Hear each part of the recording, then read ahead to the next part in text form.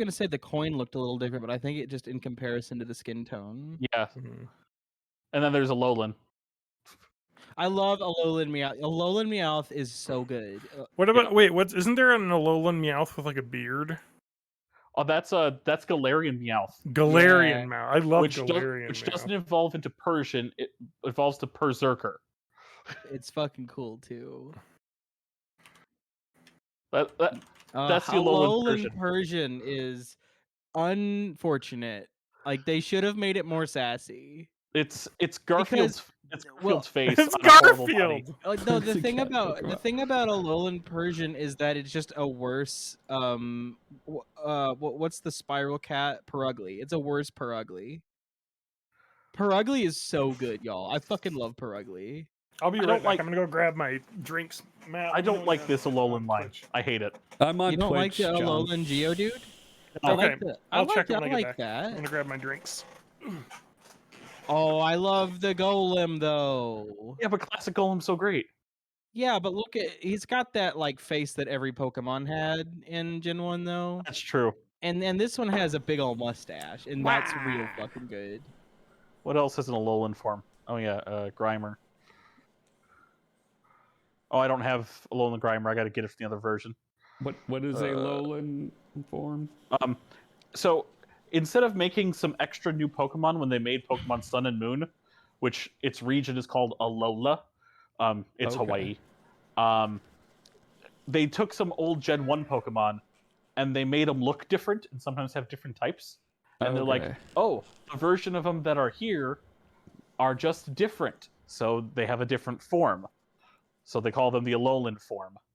So like, this is Executor. This is what Executor looks like in Alola, though I can't show you its head because it's too high. You can't zoom out. Like an Ahegao thing. Let's see. Maybe if I check motion, rotate, I can do Oh, that. yeah, there you go. There we go. Big mood, honestly. Actually, this Alolan form is pretty cool, though. I love Marowak. I had a Marowak in blue version, and I loved it a whole bunch. But yeah, see, it definitely has that face that all the Pokemon had in Gen 1 too, though. I do like Galarian what is wheezing. it? What's the kind of triangle that the eyes are? It's like a cute. It's the one that has the hypotenuse. Do all of them have that? Right angle? Yeah, it's a all right triangle. triangles have a hypotenuse. Equilateral? No, a right triangle. No, an isosceles triangle doesn't technically have a hypotenuse. I mean, Well, it does. Yeah, but it doesn't matter because they're all the same. Like you don't have to do any specific. Like you could pick any side on an isosceles triangle and it would be fine. That's the one thing I remember from math was that when the problem involved an isosceles triangle, I didn't have to know what I was doing. No, this one has dimorphism. Yeah. What's the dimorphing? It's the tail. Is it a heart tail? No, a female's tail doesn't point. Hell no. That's but then Alolan doesn't. I love Alolan. Alolan Raichu's cute. It's got a surfboard on its tail. What? I don't see you online, but I am. I've refreshed Twitch and now it's on. There's a transgender Pikachu, I think, because someone had posted in a Reddit about a male Pikachu that had the heart tail. A male to female possible. Pikachu? Well, it'll be a female to male. I mean, there's also the fact that Azurill can swap when you evolve it because of how the gender split works for Azurill versus Meryl. Do you remember Metapod when Ash was like, Metapod, hit him with a harden? Yeah. And they kept just hardening and getting real hard. And when they got really hard, just kept getting harder and harder and harder, and they just kept getting real hard. Remember that? Don't stop. Remember that in the children's show Pokemon when that happened? Yep. Pokemon, you're my best friend. Give me a second before I get levels. I'm gonna get my final sitting spot. Is that your final? This is code for TJ having to put pants on. That's always me too. I'm like, oh shit, I gotta put pants on record the podcast. I already have pants on. I want to switch Just in to case shorts. if I get up.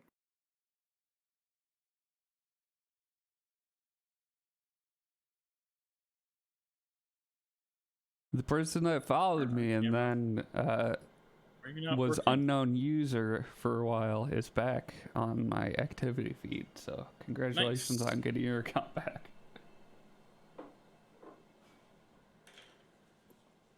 All right, well, I'm just going to do levels now because I don't want to keep delaying. Yeah, do it right now. Apple right, well, bottom this is John jeans, talking. boots I'm with going to the move the mic a little fur. bit. This is John talking at his microphone. Hey, and then y'all. let's listen to Matt. Hey, y'all. I'm Matt. What's up? Hi, y'all. I'm Matt. What's up? Hi, I'm TJ. What's up? Now we've all gone. I'm not close enough to the mic to get proper levels. I'm TJ now. No, Why am Why are you TJ. here? Oh no, I'm not TJ anymore. TJ's TJ. And by TJ, what are you I doing? TJ, Looks like you're jerking off your computer. Hey, let him jerk off his computer. As long as it's off I have a razor camera, blade. I think it's still okay. Just so everyone knows that I'm armed and dangerous. It fell out of my safety knife. Or not my safety knife, my box. Let's get dangerous. I have a broken glasses frame from my Walmart adventure that I haven't glued back together yet. Remember when you went to Walmart and got the shit beat out of you? Yes, I do. That's exactly how I remember it. You remember how Apple was the reason why Matt went to Walmart? Yeah, it's Apple's fault. Fucking Tim Cook beat the shit out of Matt at Walmart. Fucking Tim Cook. Timothy More like Cook. Tim Crook. Ha Oh. Where'd TJ go? I'm like way behind you Did he have guys. to poop? So I just heard Tim Crook. Tim Crook. Pickle Rick. Remember, if you don't have a high enough IQ, you wouldn't get it. But there's an episode of Rick and Morty where Rick doesn't want to go to family therapy, so he turns himself into a pickle and goes into the sewer and kills rats, and then uses his science brain to turn that into a body for the pickle that he can use to make guns that he can shoot stuff with in the sewer. And it's really good, and it's smart, and you have to have an IQ of a bajillion to appreciate it. TJ, you ready to do levels now? He doesn't have his headphones on, so he can't hear this. TJ is the penis pump. It's taking so long to get any more Rick and Morty that I am probably not going to care about it when it comes out. You what? Like, whenever they do more Rick and Morty, I'm probably just not going to care about it because it's just taking too long. They did a season like a year ago. Yeah. Yeah, like last year. Yeah. They used to do TV TJ, every year. Yeah, I'm here. Rick and Morty has never done TV every year. I have it. They take 2 years every time, I think. Yeah. I've only seen one entire episode. I've only seen one entire episode of Rick and Morty. I think that's enough. Was it the one with where he turns himself into a pickle? I definitely no. Get this. He's like I'm Pickle Rick. All right, we're good. Yeah, and then he's on the workbench, and he's like, "Flip me over, Morty." And Morty's like, "Oh my God, what did you do? Where are you?" And whenever he figures out that he's the pickle, he flips him over and he says, "I'm Pickle Rick." And it's really funny. Funniest shit. It is the funniest shit I've ever seen. Funniest shit I've ever taken. The problem with Rick and Morty that I have is that I also, like Matt, am just like, it doesn't come out all at once. You have to wait every like a week for every episode. And I can't do that because I've been conditioned by the internet to be able to, like, when The Boys came out and season 1 had like 3 episodes and then that was it, but they just released 3 and then they went weekly. I felt betrayed. All right, hey, we should talk best. About the podcast. You're doing podcast topics right now. No, I'm not. I'm talking about Rick and Morty. I don't want to talk about Rick and Morty on the podcast. Now you're talking about The Boys, and there's the new season trailer. Let's talk about that yet, John. Talking about season 1 of The Boys. Let's start the podcast. We're ready. Welcome to Born in the 80s, episode 399. I'm your host, as always, John _music. Are you done freaking out? I'm giving Yes. up podcasting done? for Lent. Bye. Goodbye, everyone. I did my annual joke of for Lent I'm giving up. All right. So welcome to Born in the 80s episode 452. I'm your host John_Danger. I'm joined by my fucking gaggle of miscreants. Matt Haig. TJ, the interrupted guy thing. What? And Oh, nobody it's else. Yeah. You didn't interrupt him, Spanky, when Yeah. you had the chance. I was letting you. I'm Oh, usually welcome the to one that Born does in the it. 80s. There Whatever we go. John said, TJ, go. Here's what I did All this right, week. so I did all it. right. Yeah. Good one. All right. So I want to start off the podcast with this. So I bought this in the Asian Fanta. grocery store when I was buying Asian Fanta. grocery Do you supplies. wanna? What is the flavor? So Gourd? I didn't Is it- know because I was looking around and the I don't know if there's like a rule with Asian grocery stores, but the smell emanating from the fridge was absolutely abhorrent. So I had to shut it and just was like, let's go. Is that a gourd Fanta? Yeah, so I don't know. So here's what's that? What language is that? Woman and I think woman. it's Thai. I think this is Thai. But Well, yeah, no, maybe. because this text looks like Thai, right? Is it? I can't tell. If it's in Cyrillic alphabet, it could be Mongolian. But I Anyway, can't see. and now I realize that there is an English label on the back, and I'm furious about what flavor this is. But Is it lime? It says Kiwi? cream soda. I thought it would be lime. Oh, it's Yeah. cream I soda. fucking hate cream soda. So All right, boys. We're gonna pause the podcast for 2 hours while I drive up and go drink the cream soda for John. Yep. all right, little crack. Actually needs a fucking bottle opener too. They don't mess around. That is 100% bubblegum smelling, so it's obviously cream soda, and cream soda tastes like ass. But I'm gonna drink it because I bought it. It sucks to be John because of how wrong you must be all the time. But I'm looking at a picture of what I think is the same one. Doesn't it have like a pineapple and shit on the label? It does. So I saw the pineapple, like a mango, a coconut, maybe an apple. It's just I bunch have a of feeling fruits. that that's just the logo for Fanta, It could wherever that is. be. It's not that bad. I give cream soda a bad rap. I mean, it's just not my favorite. But I got this to wash down something else. Kit Kat. I got weird Kit Kats, Japanese Kit Kats with a jerk off instruction. Ooh, It says JOI on the back. jerk It's off. JO1. It's some sort of internationally. Japanese boy band that teaches you how to jerk off. I want to talk about boy bands this episode. So this is Nestle. So it's made of the finest child sacrificed chocolate. But so what flavor do you think this is? Some It's kind just of like it's wheat flavored. a cracker flavored Kit No, Kat. I think it's got crackers on the inside because one, there's crackers on the label. Uh-huh. So instead of whatever is in the middle of a regular Kit Kat, the crunchy It's like a part of savory Kit Kat. I don't know if it's Like savory. a savory Kit Kat. I think it might be like peanut butter and crackers. So like in Japan, they're fucking insane for Kit Kats. But like, look at the front of this. Can I? What is? Oh, you know what? Yeah, Doesn't Yeah, Use do your you have Google Google phone. Translate? Google Yeah. Translate with the camera. Yeah. Yeah. How do I do though? Because I have a Samsung. I have spilled. You have to Diet go Coke all to over myself. google.appstore.com.co.uk Okay. /FTP. Google Slash Translate right. FTP. Okay, here we go. Camera.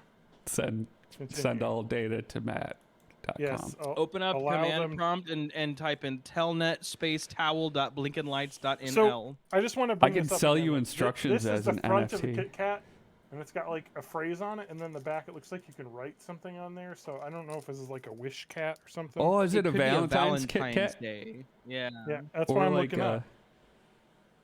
there's- Well, that's not okay. So it's Like doing Singles English and Day? Spanish. I thought it Singles would Day. detect. I thought it would detect the language. Okay, now it's on language detect. Language detect. Japanese to Spanish. Fuck and what? Just tell me Why- to me in Spanish. I'll translate. Okay, yeah, okay. Let's do that first, and let's see what it really Yeah. is. All right, I'm gonna say it in Spanish. And descanso. Mm-hmm. Descanso. Mm-hmm. That says that means cancer. Okay, it's having a hard time. Wait, descanso para caminar. Why is it freaking out? Commodore means food. Yeah, I was Oh, gonna I say, hit- I hit- I I got hit- food Yeah. out of it. Oh, okay. Sorry, to there's eat. There's a pause translation button, It's Comida is food food. for eating. which I need to hit because it's like a live video right Food now. for to eat. Okay, I can't get the Spanish. I'm just Do gonna the get the English English. then.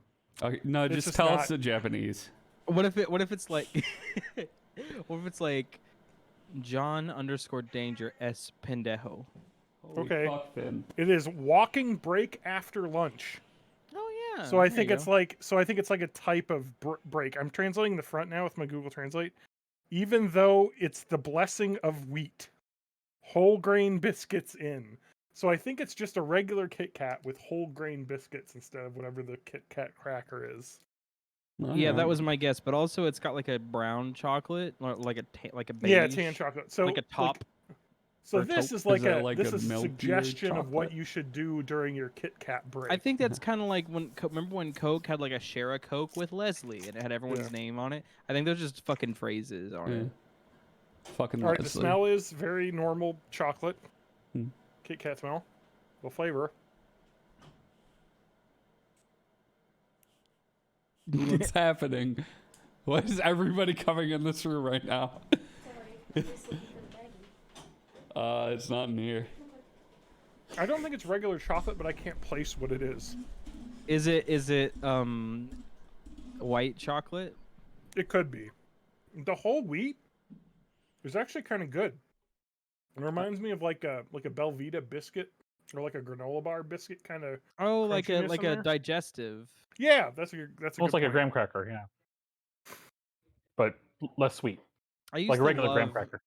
getting the digestives from. It's actually a the- little bit. It's a little savory. Like the whole wheat's got a little saltiness to it too. It's pretty good. Nice. I love the digest. I used to get the digestives from like the world aisle in the market, and I was like, I'm so cultured. And it's like, no, that's just white people food from a different place where white people live. Do you know how you Sorry. can just Yeah. you know how you can just make loads of money is just sell. I could just make money with these like on Amazon by buying these at my Asian grocery store for $7 for this bag that probably costs like $2 in Japan, but then sell it on Amazon for like $15 for the No, bag. what you do is you go to an Asian market and buy all the snacks before an anime convention, and then you go to the anime convention and you set up a booth where they can buy Asian snacks. And Yeah, just sell the individual yeah, like Kit Kats for like $1 a piece. yeah, Definitely. Oh man, you're right. I have literally It's seen that that be grind done lifestyle, before. baby. Yeah, I've literally seen that Always- be done before. Always be grinding. Someone just Anyway. paid like someone I didn't know them, but like I knew of them, and they literally just did that and paid their way into the um convention that way. So it seems like the whole grain. Oh, here we go. Sugoi Mart, which is a online Japan crate thing where you can get. So they're charging $10 for the Kit Kats. They're not translating what this is like though. They're just saying it's a whole grain Kit Kat. Graham cracker, I guess, is more like the flavor. I would say. That's it. Anyway, it's pretty neat. I like it. This cream soda is fine. Fanta. It's sugary, it's soda. Don't What you can you want a Fanta? Don't look up what Fanta was doing in the 40s, the early 40s. What were they doing in the early? They were from the German Coca-Cola branch. They got cut off from supplies and had to invent new soda because they couldn't get any of the Coca-Cola supplies. Because it's a Nazi company. But anyway, same with VW. But whatever. They made cars for the Nazis. And But Hugo you know- Boss, right? People's wagon, people's vehicle. You know what, though? Whatever. Herbie the Love Nazi. Remember whenever people got mad that they were changing the Fanta logo?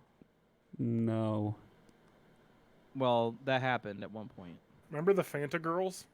I do. That's the Fantanas. They were called. I was. Where are the singing Fanta girls now? All right, Called the Google. Fantanas. The Okay, if you didn't know any Fantanas better, now. just imagining looking at it, what looks more appetizing, Fanta or Fabulosa? All right, here we go. The Fabulosa. You mean the cleaner you can get at the Dollar Tree? Yeah. That shit looks delicious. Reminder to all listeners: do not eat cleaning supplies. No. But having said that, the Fabulosa, definitely. That stuff looks delicious as fuck. All right, so we've got the Fantanas. I'm on the Fantanas Wikipedia page. So you want a Fanta? Do you wanna? Does it include your secret brother, Carlos Fantana? Yeah, and Rob Fantomas. All right. The original lineup of Fantanas donned an island party style. Here are the members: Nina. They had fucking stage names. Yeah. Like anyone wanted to know what they were going for like a what's that British girl band? Spice Girls. Yeah, Spice Girls thing. I want the over under on whether or not any of the Fanta girls are dead. Two out of the 4 do not even have their own Wikipedia pages. So I'll take 40% odds. Well, then they might as one's well dead. be dead because history has deemed them unworthy. History has its eyes on you, Jennifer Diaz, otherwise known as Callie, the orange Fanta girl. History I'm has having its eyes to Google them specifically. History has its eyes on you, Donald Trump, and Joe Biden, the defender, will destroy you. Jennifer Diaz Fantana. All right.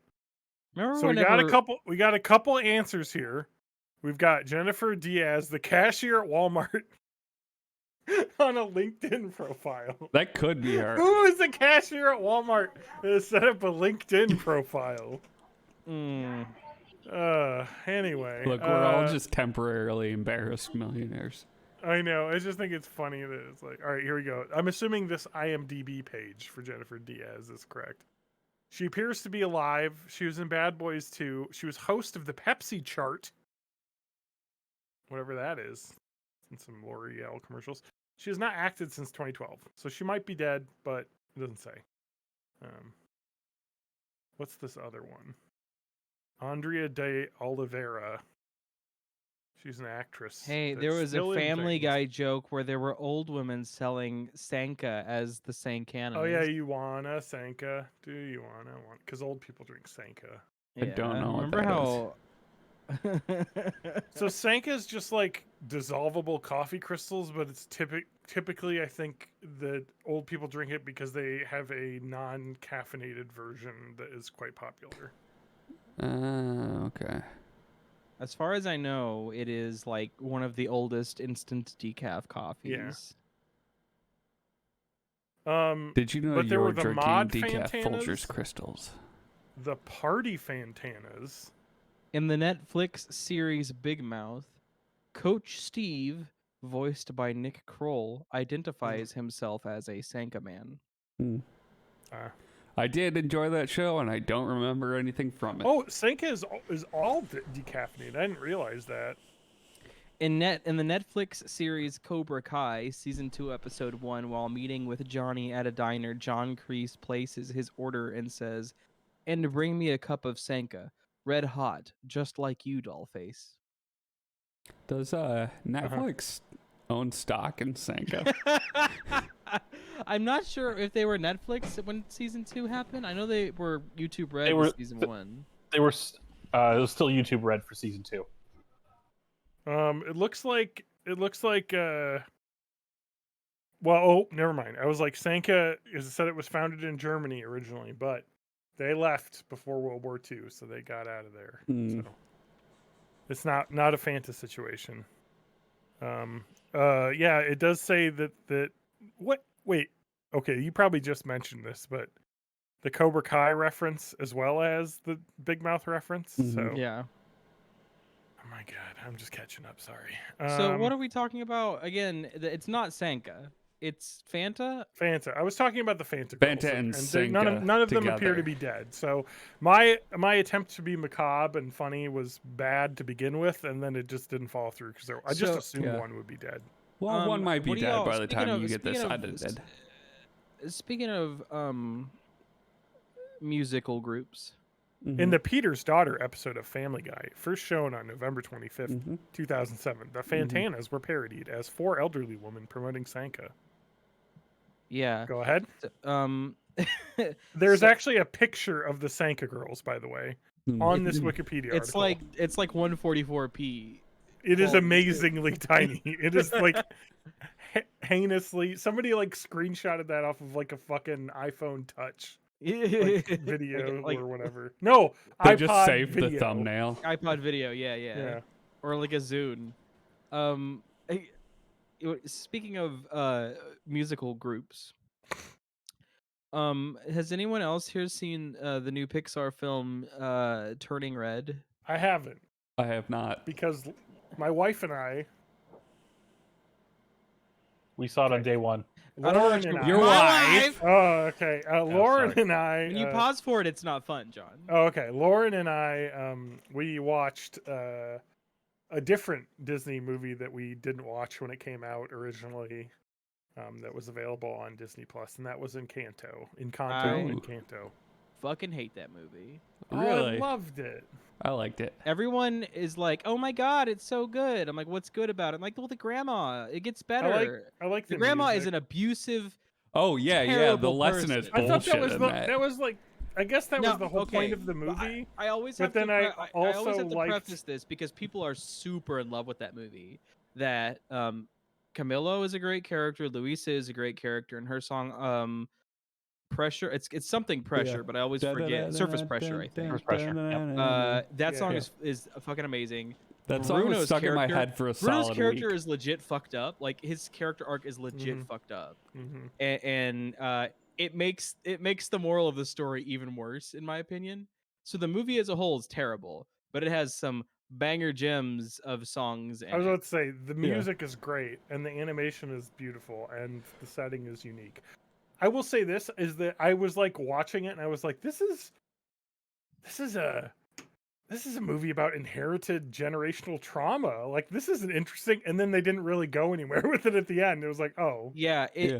The moral of the So story your grandma's is, fucked up because she was fucked over. yeah. So But I will that's like tell not you, an excuse. I will tell to be you that bad. Turning Red also is about I know it is because I read the storyline or whatever, the plot synopsis of. it is infinitely better, in my opinion. Yeah. It just doesn't have, and the reason why, and the reason I wanted to segue to this because of the musical group is that Yeah. a major plot point is Yes. that they are trying to get tickets to a Four Town concert, which is basically a boy band. and it is as best as I can I can characterize it is In Sync mixed with 98 Degrees. I think that's why they went with the Four Town name, because it's like In Sync Four Town. They're not very Backstreet Boysy. I mean, obviously all the boy bands were very similar. But like they were like, it was very obvious to me personally that it was. Well, I don't think I can watch it because I just don't think I'll personally relate to it. So I won't. That take was fucking wild. That was such a buck wild. It's not even like the take isn't even like necessarily that bad, other than the fact that it's a guy that is like should know better than have that take. You know what I mean? Like that's a bad take. I don't know who said it. I only know that someone told me that this take existed by someone on It Twitter. was I think it was like a New york magazine or something. Like, I'm gonna look this up. Now, if I remember correctly, I think the movie takes place in 2003. Is what the it was what the timestamp on the video recorder was. I think it was definitely early 2000s. And one of the things in the movie that I so there was a couple things I think they got wrong, but it's not like bad that they got it wrong. One of them is that one of the children in it has a flip phone that can send picture messages, and it has a camera on it, and it's 2001 or 1 to 3, even 2003, and like MMS picture messages were invented in like 2002. Like you could like the idea that a child had that in 2002, like a month within its creation, is wrong. So, yeah, it was Sean O'Connell. Sorry, it wasn't New York Magazine or something. It was Cinema Blend.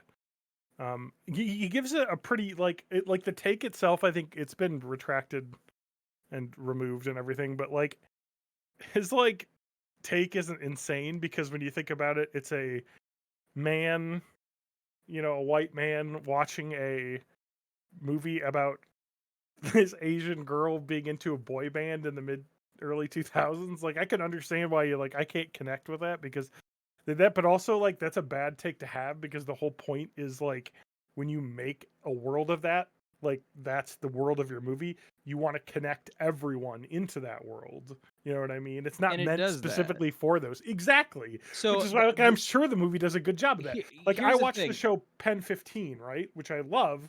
And that's about, girls growing up in the early 2000s. I wasn't that, but I connect to the show because of the way that they do it. You connect to the characters and anything. It's just like, what a bad take. Like I understand why he made the take, but it's stupid. Like he needed someone to say, "Do you want to think about that a second time before you bring that up?" Like I've only occasionally been a space cowboy, and I still like Firefly. Yeah. So like. That take, I like. Someone told me about that take long after I had my own takes because I'd seen it and I don't have a Twitter, so I didn't see the people dunking on this dummy. But like, so the main theme of this movie is your parent not getting the thing that you're into, and not letting you do it because they don't understand it. Which is, I think, one of the most fucking relatable things. I was about to say that's like a universal kid thing. Like for me, it was probably Pokemon or something. Yeah, I was about to say for me it was video game stuff. Like, yeah, like it wasn't Pokemon for me. I don't remember exactly what it was. It was probably MMOs because my parents were very much like, no, you don't need to do MMOs. I don't understand what an MMO is, so fuck, you can't do it. And that's the main plot of is that. And the mother character is also pretty abusive. Like striving for vicarious perfection through her daughter's life, kind of like Toddlers and Tiara style. She's a major girl boss character, and like everyone who I've said that that's an abusive relationship has been like, oh, but May loves her mom. I'm like, yeah, you know what's fucked up is when people weaponize love. You know what that is abuse. That's fucking abuse. And people are not receptive whenever I say that their favorite Disney movie is about family abuse, because they're like, no, and magic, because the grandma in Encanto promised to be nice at the end. Life went back to exactly how it was, except for the grandma is nice now. That's the end goal. Forgive your grandma who's abusive. Well, it's not even that. She'll be nice now. I forget what's the main character's name in Encanto. Mirabelle. Yeah, it's like, oh, so like my spoilers, I guess. My purpose is to reunite the family. That's my magical power, to get everybody else their powers back. And I don't have a power. Cool, nothing. Cool. Yeah. Your power is literally defined by the fact that your family is abusive and dysfunctional. Yeah, your only function is to like hold this thing together. So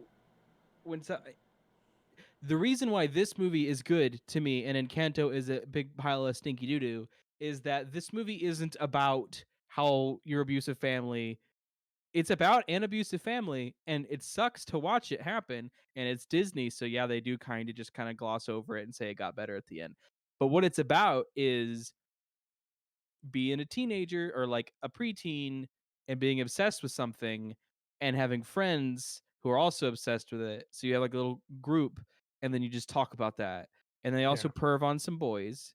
There's an older boy who works at the gas or at the convenience store who is obviously just a stoner guy. It's Matt Hag music. I resent that. At the convenience store. And he's like, oh, he and they're like, oh, but what about our celebrity crushes? And like the other girls are just kind of like, yeah, but this guy's here. Yeah. Free. and free. So it's a great movie for those reasons, and I do hate how they end the family abuse plot in it. But like there's so much other cool shit in the movie. And in Canto, when I got done, I was like, so this was a movie with a couple really good songs and no plot that didn't infuriate me. Like there wasn't a B plot to watch in Encanto. There wasn't a conflict. There was no like. It was very much yeah. You should be nice to your abusive grandma. So and rebuild the house that she fucking caused to be disrupted. If you rebuild your grandma's house after she fucking destroyed it by tearing your family apart, she gets nice, and then family abuse is solved. And it's fucking weird. It is kind of interesting, like when you think about the like the difference between the Disney animated films and like the Pixar ones, and like the nuance of their storylines, because like I have the same kind of issue with Frozen, is that plot really doesn't do anything. Yeah. Like, yeah, we're sisters. Our parents died. We're sisters. Yeah. That's the plot. Like, what's and they have like- the songs, so a lot of like? people There's great music in that. yeah, a lot of people like get attached to the song. It's like, oh, that was such a good movie. I'm like, was it? Was it? And also, Fixer Upper is a fucking terrible movie, or terrible song, by the way, Yeah. because it's both implying that you don't like this boy, and that's your fucking problem. So here's all the reasons why you should just fucking get over yourself and be with this boy that you don't like very much right now, which is problematic and bad. It's not even a good song. Like it's not even that good. I did like though in Canto when the like pretty girl turned into like a goth girl. That was fun, and she made cactuses. Yeah, she stopped at Hot Topic. There's a goth girl in Turning Red. Of course, Disney it's early 2000s. Well, there is a article that came out. I can't remember what, but it was basically Pixar employees saying, yeah, when we try to do something with like minorities or gay people, Disney execs have to come in and tell us to ungay it a little bit, or like or make it whiter. So like black characters will be suddenly made like black mixed race characters whose parents are never shown on screen. Or like gay characters will be made like feminine but ambiguous oriented characters and that kind of thing. And and Turning Red came out. I don't know that they specifically cited Turning Red in this article because I'm terrible and I don't read the article. I just read the headlines and make my opinions based on that. Yeah. Well, that's like 90% of America. So I did read the article, but it's been long enough that I forgot it. But the article said something like, basically that like Disney, comes in and makes us ungay the stuff. And one of the main character girls is definitely like flirting with the goth girl at like a birthday party. And like all the other characters are like elbowing each other, going like, ha, ha, ha. But they don't say anything about it or ever bring that character back into the movie. And it's like, so you obviously try to establish a bisexual character because she's also crushing on the boy band. And it's like, and then, but all you really could do, all you were really allowed to do was make some people go, eh? They didn't even say, they just nudged each other with their elbows. And I was like, Disney. There's also a boy character at the boy band concert, all decked out. Oh, excuse me. Diet Coke has reared its that was a good one. Diet Coke has reared its ugly head. At the boy band concert, all decked out in like a specific boy's merch, and like that boy makes his debut, and like the boy band concert kind of stuff where they all like come out and it's like, look at me, it's the one you like, and then like that specific group will scream. And then he says, I love you, man. It's like, is this a Paul Rudd movie? This kid obviously is in love with this. He doesn't say, I love you, man. That's what you say to your best man who you just met because you didn't have any actual friends and you wanted to make sure you had a best man so that your wife's like, that's not what you say. And they also did not let that character have any like, I don't know, characterization that was good at all. So it was another one of those like, the queer people are the bad characters until the very end when he was like the best character in the movie. Well, we all know that Disney supports the Florida don't say gay bill. I don't know. I mean, not about that, but I don't know about if the specific things I saw were things that the Disney exec said make it less gay. Hmm. But having read that article, I couldn't like those events stuck out in my mind as like, did Disney make these less gay? Hmm. I mean, Is that one of the things? from the beginning, Disney is not like take risks, be like super No. progressive. Like I mean, we talked about since the 60s, they've been like, let's not piss people off. Yeah. I mean, I think John shared the tweet, I think, of the guy who was like, "This makes me yearn for the days of Bob Eisner," who in the 90s was like, "Yeah, gay people Dude, are same-sex couples get the same benefits here, and if you don't like it, fuck off. It's Don't funny. don't make me say nice things about Bob Eisner ever again." It's kind of crazy when you think about it, because like a lot of Disney people really hate him because he pushed Disney in a very different direction when he was in head. But you gotta give it to the man. Like the fact that he Michael was like Eisner, by the way. Michael, yeah, like the fact that he I was thinking Bob Iger. Yeah. Oh yeah, Bob. So Michael Eisner was like, yeah, like he literally was like, corporate, hey, you know how like gay people can't get married? Well, if we have any employees that are like in a same-sex relationship where they would say they're married, they get the same spousal benefits. Fuck it.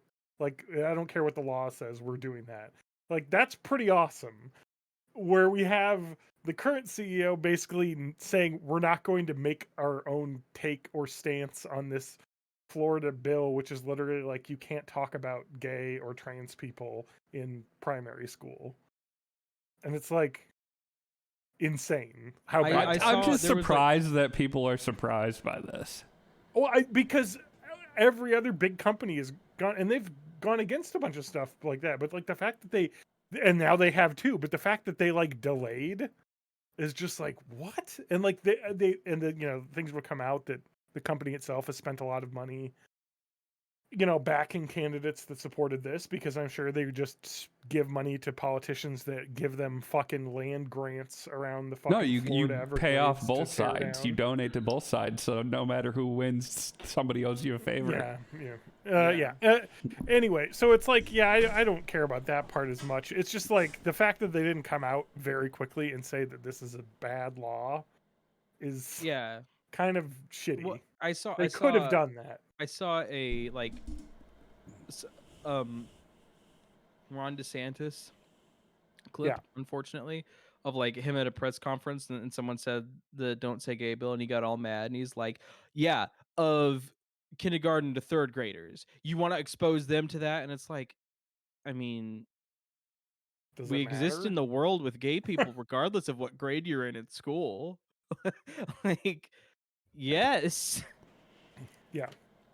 Fucking bitch, Arthur has gay characters on it. Your kids are going to know. Arthur ended because but I don't think that trend will not continue. With also, DW became a cop. It's so perfect. I loved all the DW cop memes where it was like, just the like don't beat up people or whatever, and she's got the cop uniform and she says, I can't read that. It doesn't apply to me. That's not gonna stop me because I can't read. Oh, Spanky, I need to ruin Act 3 of Turning Red for you. Okay, I've seen it. Yeah, I know, but I'm gonna ruin Act 3. Ruin it, not spoil it. Yeah, not spoil it. And it's really not even a spoiler for the two who haven't seen it yet. Transforming. Spoilers, they do go to a concert in Act 3. What, in the movie where the kids want to go to a concert movie, they go to that in the end of the movie? I mean, I'm sorry, spoilers. Is it a Powerline There is show? a concert in it. I was about to say, you guys remember Goofy made it to Powerline? Oh my god, Powerline is so fucking good. Apparently, I had that as my ringtone on my phone. Transforming is a double jump. What? Entire Act 3, transforming is a midair jump. Yeah, I know that. Yeah, that. It feels wrong. Oh, I like that. I do, but it feels wrong. I like it. I mean, even with the first transforming, there was a big old poof, old. Although, I do like the skydive part. Yeah, that's fucking good. It's good shit. skydiving as a giant panda into a stadium of boys No. of boy band fans. It was skydiving as a girl for most of it. Yeah, I'm not Yeah. gonna lie, I was kind of like, who would? This is a little fucking scary. Like, I didn't expect her to be that confident with it. No, I didn't either. Yeah. But it doesn't really even spoil the tone of the movie at that point. It's a cool scene. The tone shifts wildly at that point anyway, so it doesn't fucking matter. Oh wait, I know why you like the movie now. Why? Another reason why you like the movie. I can't tell him. Yes. One of the two things that I like is in that movie. There's a giant robot. Anyway, that's unconfirmed. It's not, but I would assume. Anyway, I will say this. What about did you play that Elden Ring, Spanky? Are you in Elden Ring? No. Those games are too Neither hard. am I. I wish I could play those games. I watched a stream of it and I was like, this looks nice, but I've played Demon Souls and I just can't do it. It's not fun. I don't enjoy the game loop at all. I fucking hate it. It's trash. Now, that's subjectively it's trash. I don't know if it's trash objectively. It's probably not considering how many people like it.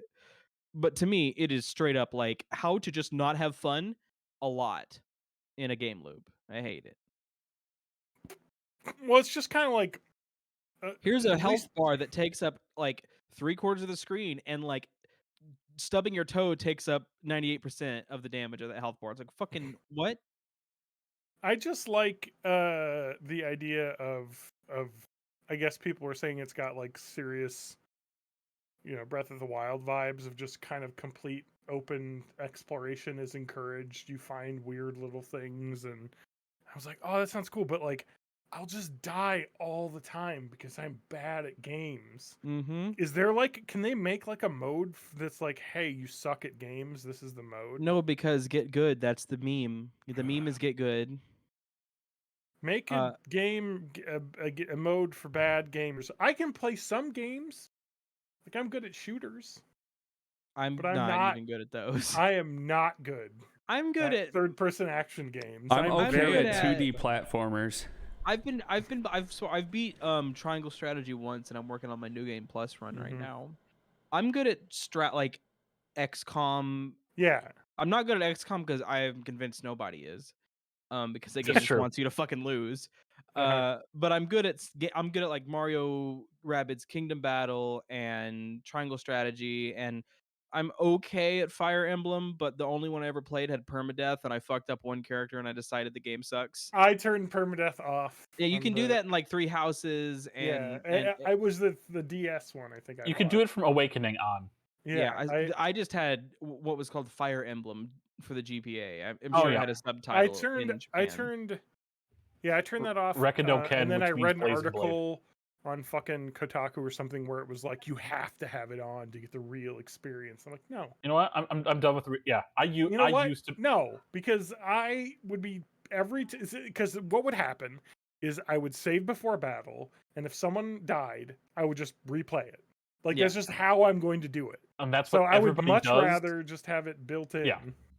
Because I'm just going to replay it. It's the way I play XCOM as well, is you can just save scum the battles, and you're like, all right, before I do this move, I'm going to save, and then if someone dies, you're like, all right, I'm going to roll this back a few turns and try the strategy again, because early on, I'm okay with characters dying, but once you get invested, it's like, I'm just going to restart if I made a mistake, because XCOM is definitely that way. Three Houses is even a little bit better because they do have you do get a superpower that lets you rewind.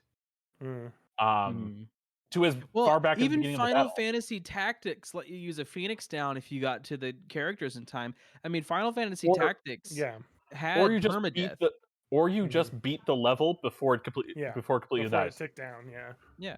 It's very easy. That's an old tactical RPG game. That's from like, I don't know, like 2001 or something. I started playing Shining Force again this weekend.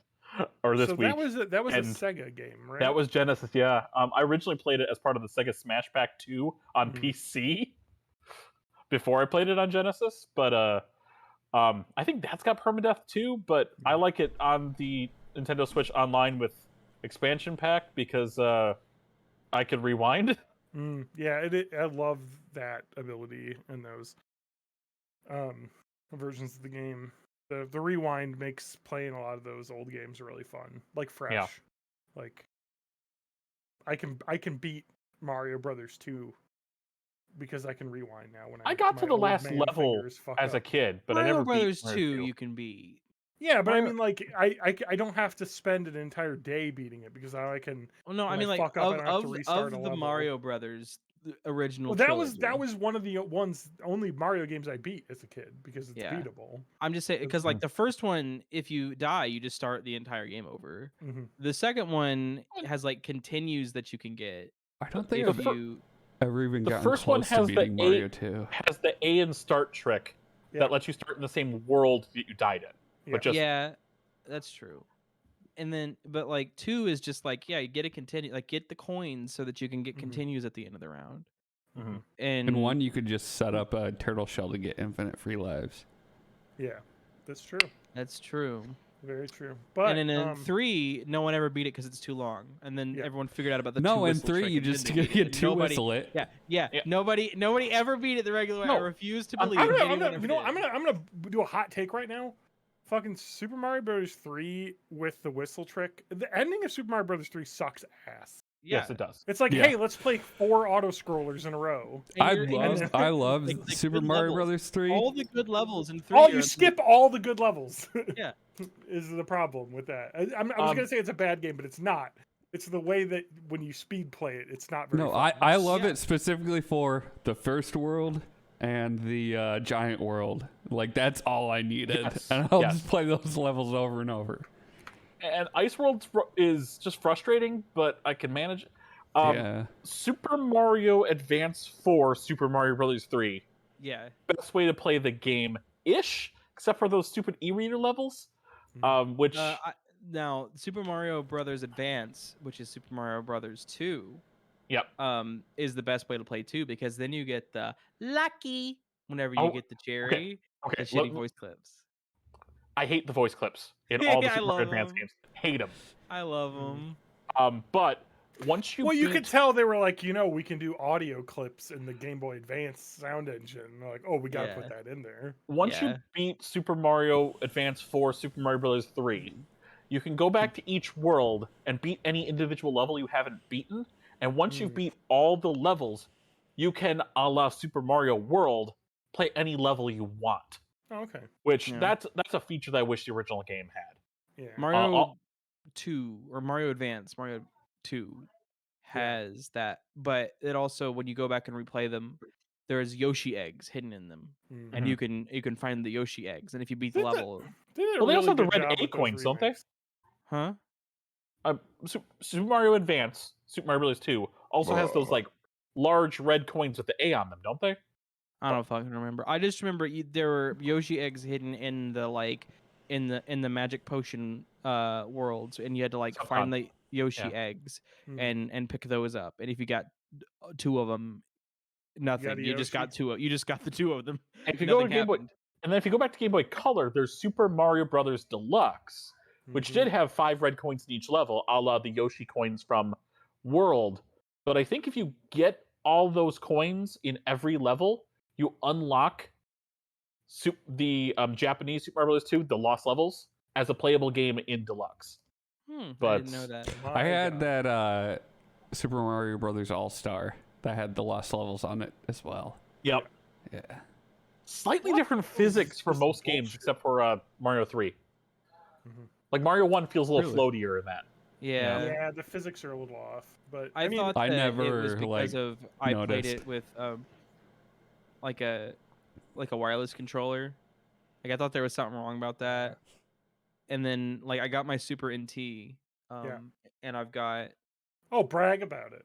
Yeah. yeah, I think they're in stock right now. Like the Pocket is the hot item Yeah, Mhm. right now, so the Super NTs are probably in nobody stock. cares about the Super NT because I'm looking at their site right now just to see. Well, I've already if it- modded my my SNES Classic, but I want to. I looked up how to do it where you put the flash drive in it, so you can have many more games than just what it can hold. Mm-hmm. So I'm gonna try doing that this next couple weeks. I love my Super NT. It's great. I got like a Bluetooth SNES controller from 8-Bit Do, and it works great. And I play like, I don't know, Final Fantasy. I would play Final Fantasy 3. I just picked that up because it's a SNES game that just is randomly sitting on my desk.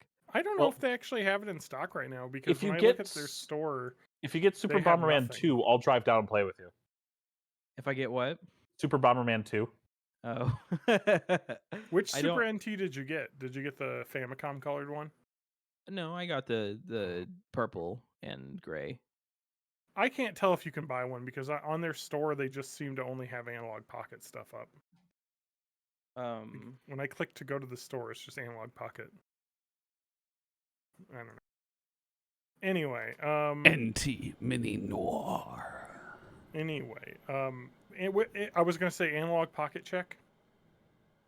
How do you find out where yours is at?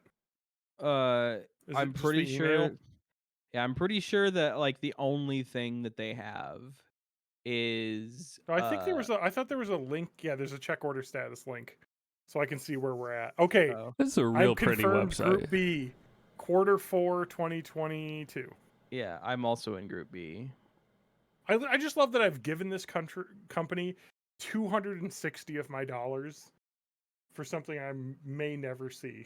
Yeah. I might die before I get this. But look at This is these amazing. renders. They're so enticing. I just hate that. I Well, hate no, it when I places believe do a that- pre-order where you pay the full amount up front. I believe that Group A has already got theirs. Like, this is a product that does exist, and if you were in Group A, you already have one, and you can go on YouTube. Whoa, and whoa, look at them. whoa, whoa! You can connect the Analog Pocket to MIDI. Yes. Fuck. All right, Matt. You better get in Group C. You better get in Group C before they I'll get make it a in Group 10 D. years. No. Well, Group C is 2023 right now, and they're gonna make a Group D eventually, I bet. Nah, dude.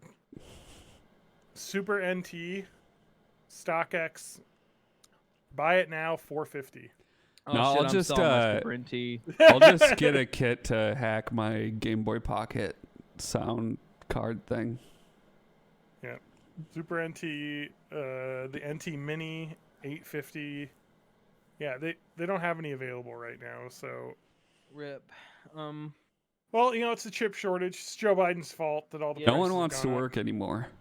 Yeah, I saw living in Missouri is fun. I saw a new sticker or a new like multiple stickers, but a new decal on someone's back glass of their pickup truck, which was the word "fuck" written out in firearms silhouettes. Okay. Good. Okay. Joe and the hoe. Oh, And now so is he's that talking about his wife, Dr. Jill Biden. I believe it's talking about Kamala Harris Oh, the woman. because she's not white, so therefore must be a prostitute. She's pretty white. I mean, she's a very cop, pro-cop. right? I mean, but anyway, I can't say that because I'm white, but you know what I mean. You know what you could get instead of an analog pocket? You can get a Raspberry Pi. You I know have what a actually Raspberry you can Pi. get is you can get a I do Mister, which I have tempted But myself there's- to go down. There's like you can just rip into a Game Boy and like access the sound card, right? With certain kids. I'm sure. I think there's Usually like they just- MIDI conversion I think kits they for those. straight up make cartridges you put in. Yeah. Yeah. Might do something like that eventually. But have you looked into that, Spanky, a Mister? I have. I kind of whenever- want to get one, but they're very expensive. You go on this journey a lot, and then you're like, and then what I actually should do is I should get this Chinese 65,000 games in one thing because it's almost like a Mister. I've heard you go like sometimes you go on these like delves into the internet and you start talking about all this shit, and I'm in the voice chat but I'm not really part of the conversation. John, sometimes I'm It is a just gonna send conversation you between like John an empty and John. cabinet. Just gonna make like an empty cabinet. I'm just saying, like, the Mister seems like a pretty cool thing for game preservation. I'm glad it exists, and I just don't have the Money, time or energy Inclination. to get involved with it, because it is very much if you don't want to spend a lot of money and you want to buy the bare parts. Speaking of random shit in my Ooh, desk, I've gold got Pokemon the card. gold Pikachu Pokemon card Pikachu from the frozen in first movie. carbonite. I got this, I think, from maybe Burger King. I think it was a Yeah. Burger King Yep, toy I inside have a Pokeball. that as well in my desk somewhere. It just sits in my drawer, and it has. It's funny that like they're 23 going to years. be 22,000 years from now, whatever civilization exists of like rat people that become humans after we've blown everything up, like they're going to uncover that and be like, this must have been some sort of relic that only the rich had. Yeah. It has their emperor engraved upon it. Only towns with a Burger King had them. We don't know if Burger King was a god they could only summon with this. Well, he was a king. And we've read the literature of the time. The kings were noble. We have no idea what a burger was. In order to earn the king's favors, so he would bless them with whatever a location is. They would have these golden tokens to earn the king's favor. We're just doing a Futurama bit now. Everyone can hope that we're just not the jerking off guy from Pompeii. You see that? I respect the hell out of that guy. If I see like the world exploding, I'm gonna crank one out. Start jacking off. Just one last go. Unzip my pants. Hello, old friend. One more time around the. So what is it? The DE10 Nano, which is the Mister thing itself, is $210. It's like legit. You have to buy this, and like it's like a PCB that you put parts on, and it is. Y'all playing the Harry Potter game? No, and by with there was a trailer for the Harry Potter game. No, not that one. The good one, Harry Potter and the Chamber of Secrets for the Game Boy Color. One of my favorite of all time turn-based RPGs. This is actually fucking good. I actually burned all of my stuff. Yeah. I burned all those books. Why do you support bigotry, Spanky? Yeah, Spanky. You know what's funny? I actually did buy a book recently. Not written by. Oh, was it the Harry Potter omnibus? Oh yeah, I get all of that. I saw. Okay, I'm gonna talk about thing. I'm gonna talk. Not even talking about Harry Potter, really. I'm talking about stuff I've done recently. One of them is we're doing a Wizard D&D, Wizard School D&D. Wait, are you playing the new Pathfinder Strength of Thousands module? No, it is a D&D 5e where we go to Strixhaven, which is originally a Magic the Gathering location. I just started a Pathfinder campaign with a group. There's a Strength of Thousands, which is you join a magic school in their like Africa themed continent, which is pretty cool. So one thing I did was I was like, well, I'm gonna read a magic school novel. That's gonna be what I do as preparation for this. So I bought Wizard of Earthsea by Ursula K. Le Guin, written in I believe 1968. And y'all, J.K. Rowling just fucking lifted everything out of this book. It is. No, it's not. The story isn't the boy who but it is about a boy who doesn't have parents for some reason. That's just like most magic. Fairy tales, though. Yeah, no, I get that. And then like goes to this school and meets a friend who like is like not super great or rich and is kind of like lower class, but then like the upper class kid is a huge asshole to him, so like they like try to like lampoon him, and then the school's in danger, so like they think it's the bad kid. It's like there's a lot. I'm not saying that she just changed the names of Ged to Harry, but there is enough of similarities I've read in this book just like halfway into it where I'm like, is Harry Potter just Wizard of Earthsea fan fiction set in London? Like, is that what it is? So I think this is. I think you're hitting the issue that I think I ranted about when I talked was like making the people were making the comparison of Kimba the White Lion to like Lion King. It's just like there's only so much you can do with like a kid going to magic school. There are gonna be similarities no matter what happens. Like I mean, yes. And the fact that like every like coming of age story has like the same type of tropes that happen every time. I bet she read that though growing up, you know. I'm sure. I mean, there Right? is Modern a little bit writers of have credited Wizard of Earthsea for introducing the idea of the wizard school. This book apparently invented the wizard. Yeah, what I mean is like when I say this is like the first Yeah, but book that did Did space. they have a Jewish wizard? It's not set Did on Harry Earth. Potter? Yeah, Anthony Goldstein from Hufflepuff. Yeah, they had plenty of Jews. They were all the goblins that worked at Gringotts. Remember the Chinese student named Cho Chang? Oh yeah, the two last names from Asian Anyway, countries. look, there's No, diversity. I saw a breakdown of everything that J.K. Rowling named in the Wizarding world, and all of it is fake words. Like It's insane. like the name of all of the wizard schools from other places are two words that she looked up on Google Translate and combined together without regard to grammar or spelling or whether that's an actual word in the other language. She just fucking combined two words like an English speaker would do. Well, you know what? Fucking worked out, didn't it? Also, there's like she's got weird things like that the Japanese school has less magic users than Hogwarts, despite Japan having more people than the UK. There's weird, just like weird things she did. keep in mind Anyway. that well in the before times, the before me times, this podcast has posited wanting to just make a knockoff young adult novel to exploit a generation. Yeah. We'll get there. I was like, episode Did she ever 9? address what the wizards were doing during World War II and why they weren't liberating camps? That is what everyone. So everyone thinks that what's about to happen is the third Wizarding World movie or the third Fantastic Beasts movie is gonna finally address this, and I bet it's gonna be real good. Because the answer is this is a fucking silly magic story, but she can't leave well enough alone. As I think the YouTuber Sean, just named Sean, did a video on J.K. Rowling. Oh yeah, Sean from Heavy Rain. Press X to Sean. That one. Sean. Sean.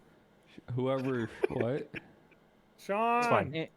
And I believe that like, so she has this thing that she does, where like they'll be like, oh, if time turners were in the third book, why didn't they use time turners to like make sure Cedric Diggory didn't die? And then like they bitched at her enough about that the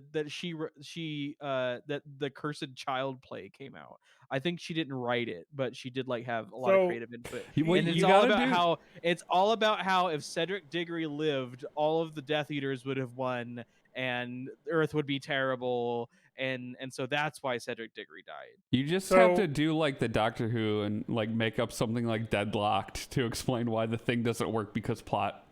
That's what you do. Or you do what a Chad writer does and just say, I'm not going to fucking explain myself to you. So the time, like that is the problem. You cannot interface with your fucking readers that way. So when people brought this up, what she did is in book 5, after the where Cedric Diggory died, they had Ron bump into a counter that had all the time turners on it, and they all fell off and broke. Yeah, so that and people all would the people that knew how to make up. time turners were executed in that same room. It's very funny that she does that. So what people are thinking is that for the same reason that people keep saying, how come they didn't stop World War II? That was a pretty fucked up thing that happened. Well, actually, Hitler was the great evil wizard Bagelborer. Grindelwald is what I think they're getting at, is that Hitler was Grindelwald. Oh. I saw a trailer for this last night, and I don't remember Hitler showing up, but maybe I wasn't paying attention. Well, so Grindelwald was the character who was played by the guy whose name I forget in the first Eddie Jonathan Depp. Redmayne movie. No, No, he was a The surprise Flash. Johnny Depp. He was No. the guy. Colin Farrell? Colin Farrell. Yes, AKA he was Colin the Farrell, Penguin. who was just plain up. He was just the correct person to cast in that role. You didn't have to transform him into somebody else. And then all the news stories came out that made Johnny Depp look bad because of how much him and Amber Heard were beating the shit out of each other. And at the time, I was talking to Lauren about that whole like Johnny Depp. I was like, remember when Johnny Depp was like canceled for a bit, but then like all the stuff about Amber Heard came out, and then she got canceled, and it was just like, this is kind of like an everyone sucks here situation. Yeah. So, Oh, it definitely Yeah. is. It's I both definitely feel two bad for assholes and together. dislike him. But this was like pre Amber Heard getting canceled, so it was Yeah, so Johnny Depp turned into Mads Mikkelsen. And now I think they're like, well, if he just keeps changing appearances, what if he just is Hitler in the next one? That would be. Honestly, I think that would be amazing. And The then balls of that. it crosses over be- with the King's Man too. Oh my god. You know what's Anyway. insane? How is she just not give it up? Just like, she could. Because it's like what she had to do to not have all these people hate her and to have her legacy secured and have Harry Do you Potter know how the simple series it would be remembered to is make to just every Harry Potter fan come back with just for her to say, you know what? I learned and I've changed my views. Yeah. And she could do that. But yeah, she well, will I don't know never about every, do that. but like I think Well, it's a bit I too think late a for lot of them. people would understand. I think it's a especially bit too late for a lot of them, though. I mean, because Yeah, Fair especially since she's we- kept like doubling down. I say doubling down was 5 years ago. We're on like sextupling down. Yeah, I suppose it's just like, but I mean, like, And at I the can't very wait least, for she the could KFC sextuple begin down. the process. Oh of, my god. Begin The the process KFC of healing. sextuple down would be on my tombstone as a cause of death. Oh my god, can we talk about insane shit that is hilarious, related somewhat to Harry Potter? Sure. Are we done with Harry yes, Potter? we or do you can have talk one about more? that. Definitely done with Harry Whatever the Potter. fuck but I I'm was also talking going to about. talk about. I was also going to talk about the Batman, though. Oh because yeah, of let me get the to this diggery. first, and we'll go to the Batman because I did want to talk about that. So I saw this article about. Do you remember when we talked about that Star Wars hotel that they made? That is No. like you pay like $5,000 for like a 3-night stay and like the immersive Star I Wars don't remember when we experience. talked about it, but I did happen to hear about it again today on a podcast. Yeah, so they So were it talking It was called like about. Born I in the remember. 80s. It was called Born in the 80s. The podcast. No, I Maybe don't we didn't listen to talk that about it. shit. I wouldn't. So either. like It sucks. so it was people were kind of lambasting this like Lambasting. Lambasting is yummy. Lambasting is the bad kind. real difference. Anyway, You So, gotta baste it with mint. so there was it was a Star Wars Galactic Star Cruiser. Sorry, I was wrong. 5,000 for a 2-night experience, not 3. I was being generous. 5,000. So like the idea is that like you pay a ass load of money to stay in a hotel that has no windows because it's all like screens showing like space and stuff. And the idea is you're like on like a Star Wars ship and it's like all cast members and stuff like work there in character, so you're like living on it, but then like you have to do like missions for like the Rebel Alliance, and Yeah. you get like missions. Mhm. And people are bitching about how like the missions are like on your phone. You know, it's just like it's a phone app. It's like they don't even give you like a you're paying $5,000 and they don't even have like a branded iPad they can give Yeah. you to do these things. Like it's just use your own phone. But so they were talking about this, and apparently they're having a very difficult time selling these hotel seats. All Because you it's have to fucking do. insane. Because here's the someone thing. put the cost difference, and they said you could get 5 nights at the Grand Floridian with passes for the same price. No, John, it's interactive Like, theater. Everybody loves and is willing to pay $5,000 for that, right? It's just insane. I just love the fucking like gall of them to think that people will spend $5,000. Well, for the 2 thing nights. about the interactive theater is that like it's not like the way to do that the way to do what they want and have fun is to either and there's a split, and they're trying to aim down the middle, but the thing is there's not a path down the middle here. No. There's a split between you want to play a tabletop RPG of Star Wars, and then there's you want to go to Galaxy's Edge at Disney World.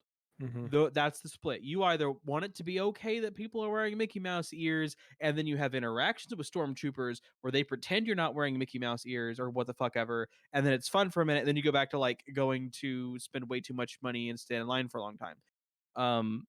Or you want it to be very serious and you want it to be fun for you, so that there's an entire game written around it, and the people are like know you well enough so they're gonna like participate in the act with you as other characters. What you can't do is go to a hotel where everyone's a fucking stranger and uh it just works, and also there's a game there. Like that's a path that doesn't exist on that. I was being generous with the price. So 4 guests per cabin, so that's 3 adults and 1 child, or 2 adults and 2 children, is $6,000. It is $5,000 if it's just 2 people. It is so unbelievably expensive that it's just I cannot imagine anyone doing this. Like me, as age 12, would want to do this so bad, but my parents would be like, "Fuck no!" Like that is so much it's money. free to go on a vacation in your imagination. We could go to like 12 fucking national parks. You could have amazing experiences, or we could spend a fucking 2 days. Hey, you could go to a windowless building. You could go to Fantastic Caverns in Springfield, Missouri, and have them sing "Amazing Grace" in a cave at you. Anyway, but that does sound fantastic. Speaking of giant franchises that have just continually tried to push shit out, we've got a segue here to something. I should drop this little thing because I forgot to mention it earlier. You guys were talking about. Of course I am. Yeah, it's huge. Wait, Holly's pregnant again? No, me. No, no. Holly got TJ. This one's a seahorse thing, John. Oh, I thought it's a role reversal. I thought you were using they decided to just switch that around. I just thought you were using the couples like we're pregnant. But you guys were talking about add-ons to systems to do a wizarding school for your thing. But there's also another wizarding school specific not add-on. It's a system in itself. Kids on Brooms. If someone else wants to do a Wizarding World tabletop. Kids on Brooms is another. It's self-contained, so you don't need 5e, you don't need Pathfinder to use it. Wow, dope.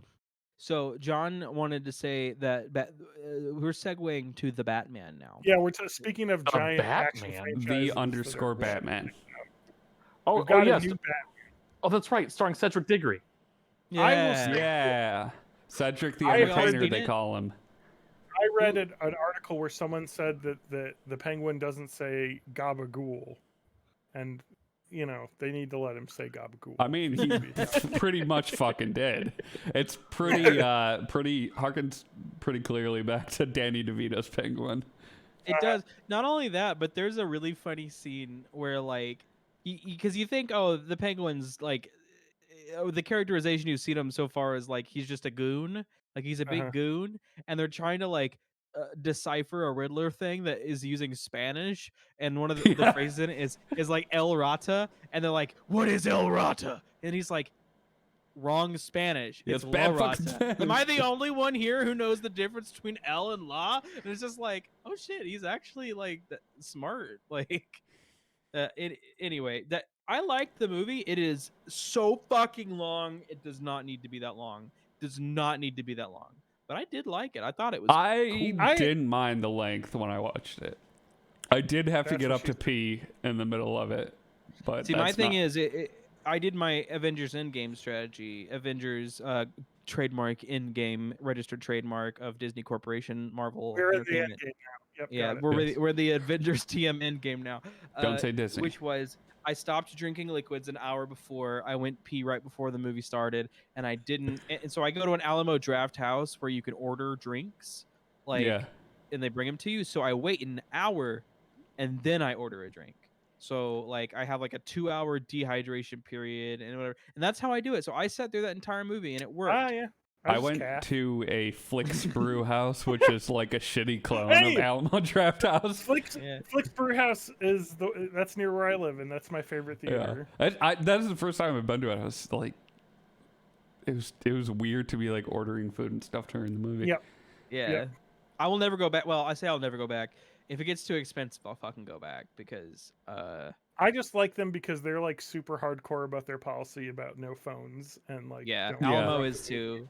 If someone's using a phone, if someone's using a phone, you can have like a manager go over, talk to them, and like you can literally hit a button and then just like someone will come over and be like, "Hey." But also, I don't know if this is just a now thing. The menus are on your phone. They're QR codes. Oh, really? So it's I don't know. I would just want to mention every time I've gone to the non-Flicks Brew House or like Alamo Draft House style theater, I've had bad audience experiences. Yeah. I feel like the audiences at regular movie theaters now have like maybe it's just the fucking panic and paranoia of COVID, but like people are fucking unhinged right now. I think we talked about Goblin Mode a bit, but it's like kind of what people have become now because they're like, fuck it. We all basically went through this life-threatening ordeal, so let's just I don't give a shit about anyone else. I'm just gonna put my fucking phone out. Yeah, while we're watching we all this have movie. like trauma that nobody's gonna deal with for several years. Yeah, but like Alamo is great, and I assume Flicks Brew House is the same, where it's like trying to be an Alamo, so yeah. And like Alamo will like at the beginning of every movie plays like a PSA that's like, if you get kicked out, no fucking matter what, you're not getting a refund. Yep. Just so you know, if you paid for food and it didn't arrive yet, guess what? You're not getting a fucking refund. Like they drive this into your head. Like if you fuck around, be prepared to find out. I like the way Flicks does it because you just order shit and then at the end it's like a restaurant. They just give you the bill and you pay at the end. So I love that. Alamo also will take your card before you order and then charge it to, so you basically start a tab. And then just they don't take your card. I think it Flicks. No, that they did, and then they just close it out automatically, like 40 minutes before the movie ends or something. Oh yeah, because then you can give them a tip too, which is like 2.5 hours into the movie for Batman. I really actually like the fact that they allow that though too, because then I can actually like give a nice tip to the server because that's just it feels nice. Alamo had a thing when it first came back that built in gratuity to the price, and I was like, that's fine. Because the servers deserve a tip, especially they have to wear masks, they have to clean more now. And then there was like the thing going around where it was all going to corporate because they had declared bankruptcy during the pandemic, but like the kind of bankruptcy where you restructure, not where you sell all your assets and close Chapter shop. 11. So, but like I don't know if they're doing fine now, but like all of their locations are up and running again. So like they're surviving. I think they just needed to do something to weather the storm for like a year and a half. Yeah. And I mean like especially after Spider-Man, because I saw Spider-Man once the night it came out and once like a month and a half, maybe 2 months later with my mom. It was packed both times. like it blew my mind to go to a movie 2 months after it came out and have every seat be fucking sold. And it was like a 4 p.m. showing on a Sunday. And it's just like fucking wow. Man, I haven't seen any of the new Spider-Man movies except for the first one. First one's that's fine. You can't watch the second one anywhere. I was like, you know what? I should watch this one. I think it's on Stars right now. Yeah, but I don't have it bounces around. That's the problem is that the third one's like pay to rent digital now. So I would assume the second one's somewhere. Service, put it on there. I'll watch it then. Well, it'll be on Disney Plus, but the problem is that I don't think Sony gave Disney the rights until June. It'll be on Sony Disney Plus with Venom 1 and 2 and Mobius if it ever comes out. Lauren and I watched the West Side Story. People have told me to watch that. It's fucking great. It's so good. I do not like the first one or the original. Well, I love the original, but the second this is like a the original is fucking boring. Hot take. It's not like a new production. It's not like a reproduction. It's like a completely like Spielberg's a great director, and it shows. And Yeah. it is just good, and the shots are good. The casting is excellent. The singing is excellent because they have mostly Broadway people in it, and the fact that they got like an all like Latinx cast for like the Puerto Rican characters is great. And Lauren's yelling at me for talking about a revival. Thank you. That's the term. Using the musical term revival, like how in musicals will come back and they'll do a revival and make slight revisions and things. It's great. It's incredible. I want to watch it again. Like the music was good. I think it deserves all of the Oscar nominations it got. Like it's good. It's fun to see a good musical done, and it's like still prescient, like the fucking today, like the argument about Puerto Ricans moving in on white neighborhoods, and like them saying like, well, we're American, like so are we. Yeah. Like Puerto Rico is part of America. Like so and then they're like, well, there's only 48 states. I'm like, oh shit, yeah, this is the 50s, man. Yeah. I forgot Hawaii wasn't a state until like 1959. Yeah. It's crazy. So But sorry, we derailed the Batman talk. I know. I was trying to refocus to What Batman. is the Batman about, and why is it good compared to Ben Affleck? Okay, so there's this guy. He's like, his parents get shot. You know what? I will just go spoilers. Here's the actual reason why it's better than Ben Affleck Batman. There is no Bruce Wayne in it. There is brief moments where he's not in costume, but he's doing Batman shit. Yeah, he's every just time. super emo. He just happens to not be in costume. They were like, remember how Bruce Wayne is just a billionaire character that no one can relate to and was really, really like of the time back in like the like post-depression era 30s detective comics shit, and how no one relates to that anymore, and it's like a really shitty character. Just don't do that. And then this movie didn't do that. So now you have to remember that this movie is still 3 hours long. So it is 3 hours of him doing Batman things, and there's a lot of extremely, extremely cool, both in the like, this is bubblegum or this is like popcorn and like there are scenes in it that are straight out of like, there's a Dukes of Hazzard kind of scene in it, and Matt knows what I'm talking about when I say that. And I felt like I was 12 years old watching Batman cartoons again. It was and then there's awesome. also like and then there's really, really, really well shot like scenes where Batman's in a completely pitch black hallway lit by like bursts of gunfire. Yeah, it's like a scene from Aliens. That's like or like, like Darth Vader going down the corridor. It's intense. And like the background music is playing off of like when the gunshot, and like you can tell it was, so it's got a little bit of both. They're a little column A, a little column B. Well, that's like one of the things that like a lot of, and this is something that West Side's, just to make a parallel with West Side Story, but like when movies are like embarrassed, like a lot of the musical movies that come out now are like embarrassed that they're a musical. You know? Whereas like this West Side Story just goes full. Like, yeah, people are fucking dancing in the streets. We don't have to explain ourselves. Whereas like superhero movies, sometimes you get the feeling like they have to be like, sorry, this is kind of about superheroes and comics. And whereas this sounds like they're just like, fuck yeah. Like let's there is one so the theme song of Batman, which I will say isn't as fun as like every other theme song of Batman. Like it's not as fun as na na na na na na. It's not as fun as the what's the guy? Not he did the first Spider-Man music too. Oh god. What? Why is I've blanked.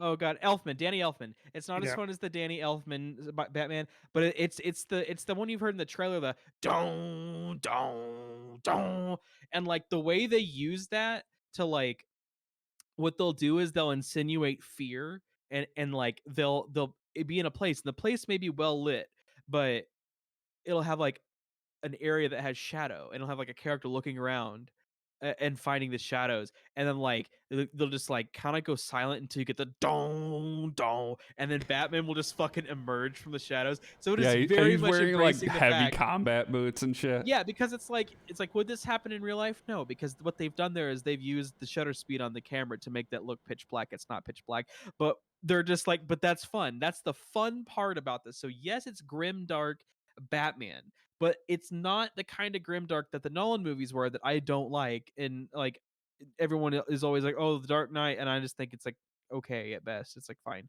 But I've always shit on the Nolan movies because people are like, that's when Batman got good, when he got grim. I'm like, no, because it got Wait, grim, so but he didn't keep any of the fun. So you're telling me like the score? So this is Michael Giacchino, who won an Oscar for score or best original score for what movie? The Last Jedi. Avengers Endgame or The Avengers. Sorry, He won was for Up. He was the Pixar composer. He composed Incredibles, Ratatouille, Up, Inside Out, Coco, Incredibles 2. He did. Fucking Up score is incredibly good. He did. Like, now I don't remember if Giacchino that's kind of did cool. Avengers 1 or 2. He definitely did other. I'm just looking at his awards here. At least one of the new Star Wars. Yes, I think says, he did Star Trek. I think right. Yeah, Star Trek reboot series. A lot of the Pixar, like every Pixar film from like the 2010s. Yeah, he works with the Wachowski siblings. He did I'll say Speed Racer. Another cool thing about the movie Rogue is One. that it leans into like film noir shit to a point where like a lot of the shots are like handheld height and are like really claustrophobic, and I think there's maybe like 2 city vista shots. There's not a lot of like soaring shit like you get in the Marvel movies. It's all very tight and claustrophobic. There's a little tiny bit like that. They have like Gotham's version of Times Square where they're like, and here's where Doers, the whiskey company, paid for an ad to be in this movie. And it's like, is that the kind of movie I'm about to watch? But that is the only time, and it's in a Times Square, and I still hated it. But like, if you had to do it and you put it in the one ad-filled place in the city, okay, fine. Still hated it. But then in addition to all that, you've got like problems with I would say conveyance and writing, because what they do is they have made this visually very good and like it is every piece of it's crafted together well and it goes together well, and there are scenes that make you so fucking happy, and then there's like the moral of the story stuff, and ooh boy is that fucking muddy. Oh my god, Spider-Man No Way Home is still in theaters. Yeah, it is. Jesus. I'm trying to say this without spoiling, but it's specifically about how it treats cops, which is that they're crooked, because it's Gotham, and you know, before Commissioner Gordon comes into the Gotham and makes it all good, which this is before that. The cops are bad. Like that's the whole thing, is that it was like supposed to mirror Chicago and Al Capone and like even Marvel does this. Usually Wilson Fisk will own the cops in New York City. In Gotham, it's usually the Penguin or Falcone, and both of those are in this movie. And so like they're like, oh yeah, the cops are that. And the way they wrap it up is that, but some cops are good and they helped, and it's important to like those ones. And it doesn't really address the whole like, well, if they were there the whole time, one, they weren't stopping the bad ones from doing the bad things, and they worked with them, and that's pretty fucking weird that they didn't know that they were doing the bad things and they never stopped them. And two, we can't see the difference in them. We see the same uniform. Like, they don't address the fucking problem here, which is that like the characters in Gotham who are bad, being the cops, is a very like, it's an issue that isn't just like, but the good ones will save you, because one, they hadn't for 30 years. It explicitly tells you that for 30, well, not for 30, but for 21 years. For 21 years, 21. The bad cops were in charge, and the good ones didn't know. So for 21 years, the good ones weren't worth a shit. And then two, we like when they showed them, the good ones came out on screen. You know what they looked like? The exact same as the bad ones. The thing about that is there's a thing that comes after that moment that pretty much makes like the good cops irrelevant, because shit's gonna descend into chaos anyway. So this is at the point in the movie that's at is about 2 hours. So there's a lot of does movie feel left. like it. Yeah. So it feels like oh man, that's been 2 hours, and now I'm getting this scene that's wrapping up, right? And then, as we've said earlier, Alamo Drafthouse will bring you your ticket at 40 minutes left to the movie, and I hadn't got my ticket yet. So what I realized was there's a short film gonna happen after this, the tagged on to the end of this film that's about something else, and there was. So like, and then also there's like a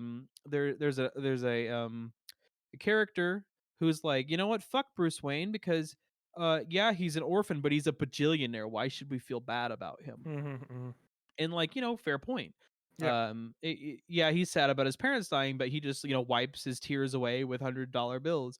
Why is this really a story that I'm sympathetic to? And then they explain it pretty well, because it was a story that could be in the news easily. Like, oh yeah, it's easy to tell this story in the news because it makes you feel sad and makes people like buy newspapers or what the fuck ever. But like no one's like super depressed about it. Like they're happy to keep buying issues about this poor orphan because he has $1 billion. So like it's interesting because of the money, and you don't feel too sad about reading it. And like that's a great point. I'm really glad that the show made that. And then Batman spends the entire movie worrying about a fucking son of the mayor who got killed at the beginning 5 seconds of the movie. And it's like, oh yeah, this rich kid who's missing a parent, we're gonna worry about him for the whole fucking movie. And It's like, because wasn't that the it thing? reminds him of himself. I know. Of No. course he's That's the thing. obsessed. So I understand it, and it's not bad. It's that they wrote into the story specifically that the rich orphan being in the news was a fucking problem for the non-rich orphans. And the only other I'm just saying the story could have used an orphan that wasn't also rich and lived in a mansion, so that like we could see in real time two young orphan characters experiencing this disparity that they're talking about in the theme of the movie. But we don't get that. We get the one that we're told is we shouldn't care about, and that's exclusively the one we get. So like, I don't know, maybe I'm bad because I'm asking for another child to be orphaned in this movie than already there was. Also, I don't think his mom dies, so he's not an orphan. All right, Spanky wants to orphan children. Got it.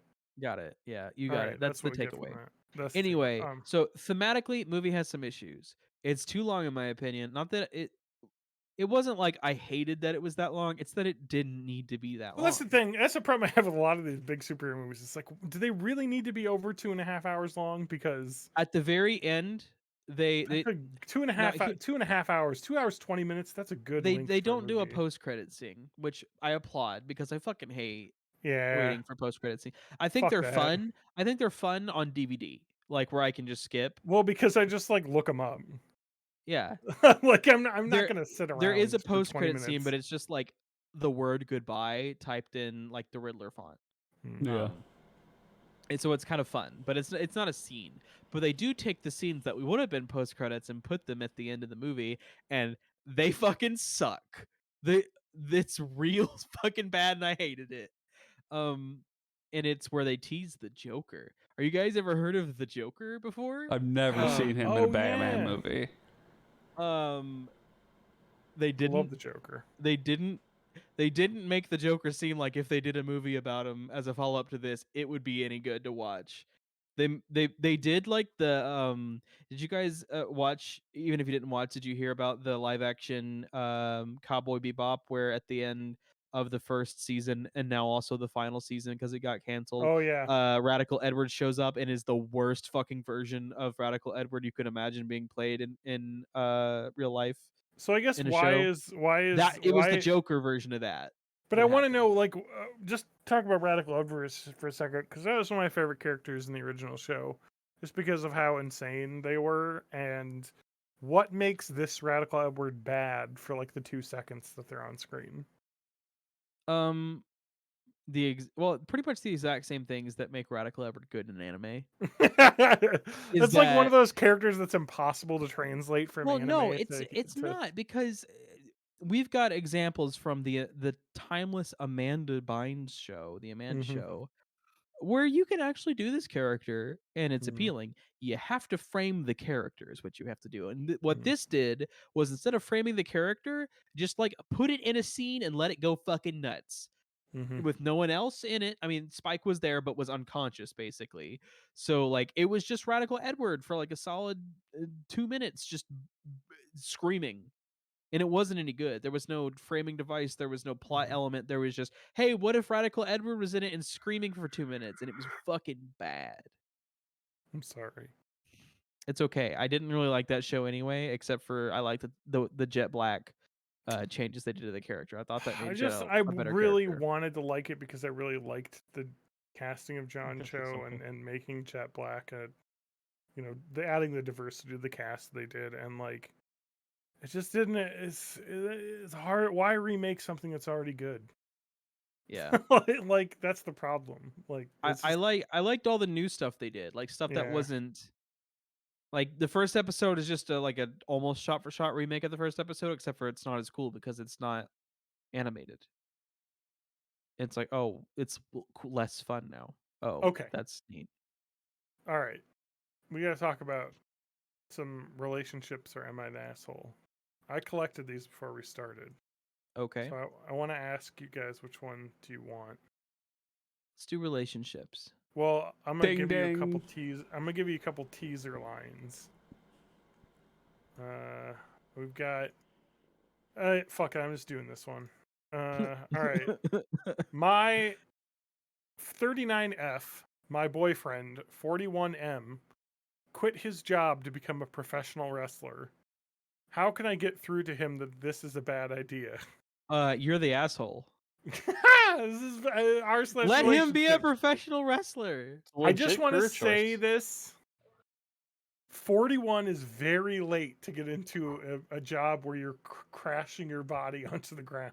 But on the flip side, you don't have to live afterwards. You could destroy your body at the end, and you're not gonna like. It's like, oh, Hulk Hogan destroyed his spine whenever he was 36, and now he has to live for the rest. If you destroy your spine when you're 66, you ain't using it for much longer anyway. Yeah, you just have to have a gimmick, like you're the old grandpa wrestler or something. The old grandpa.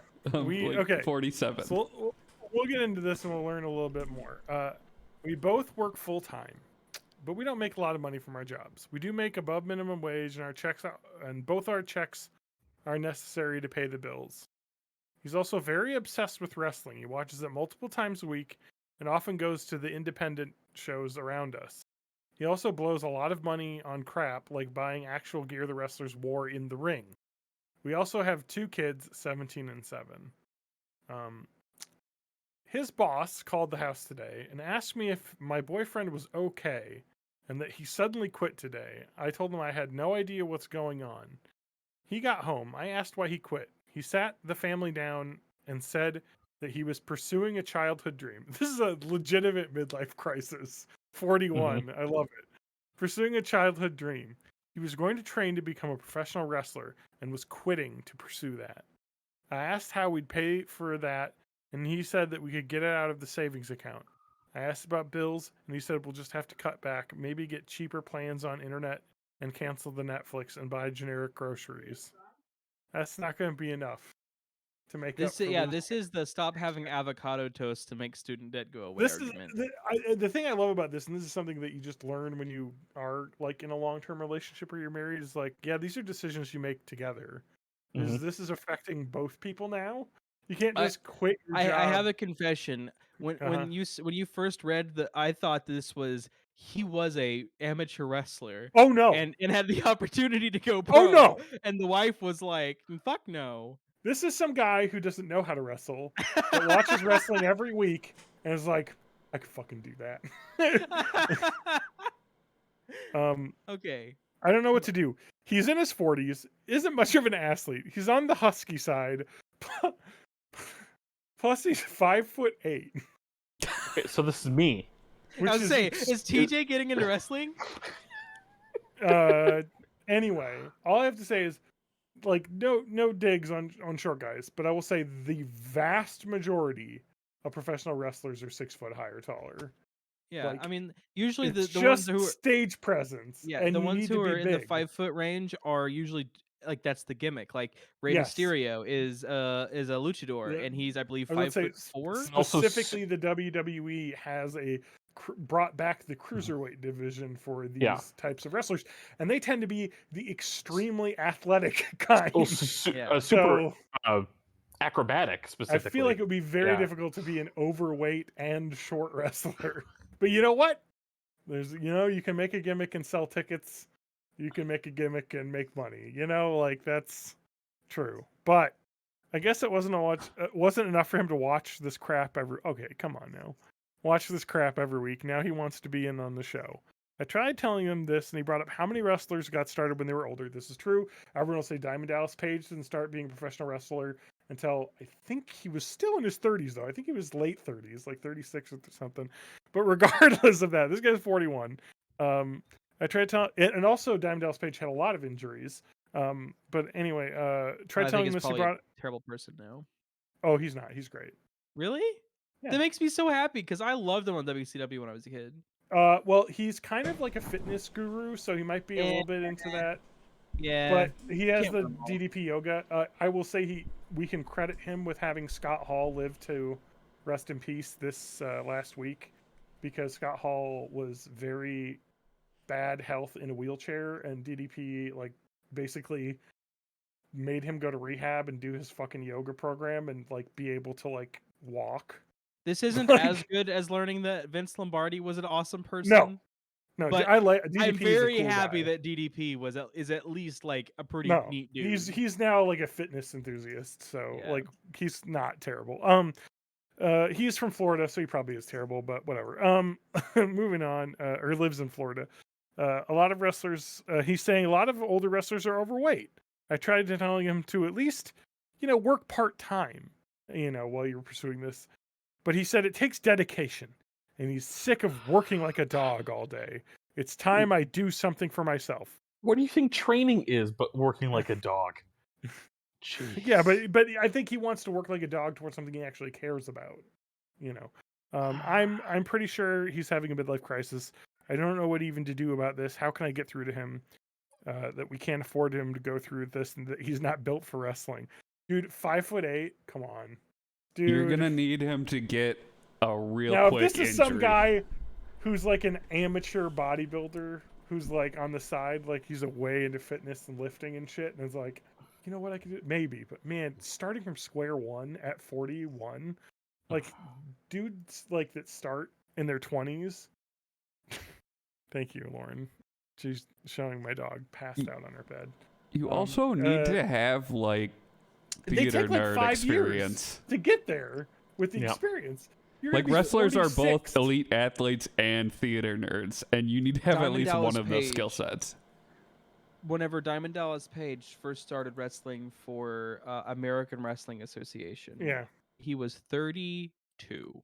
Yeah, he was not 41. No. I was like, he was in his 30s. I mean, most guys start in their early 20s, like right after high school, and then take 5-6 years to get into it. And he's also 6'5", Diamond Dallas Page is, and quite fit. He's always been very fit. I would just have to say, to be a professional wrestler, you have to be 5'11" or higher. Like you have to be in the 6 foot range. Like they have to be able to stand across from someone, and people will not believe that you can beat that guy up.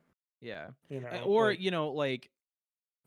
do the thing where you have your like costume has platformed boots, and you do your first few matches like your first storyline will be against like the Big Show, so everyone looks small compared to the Big Show because he's 6'11" or whatever.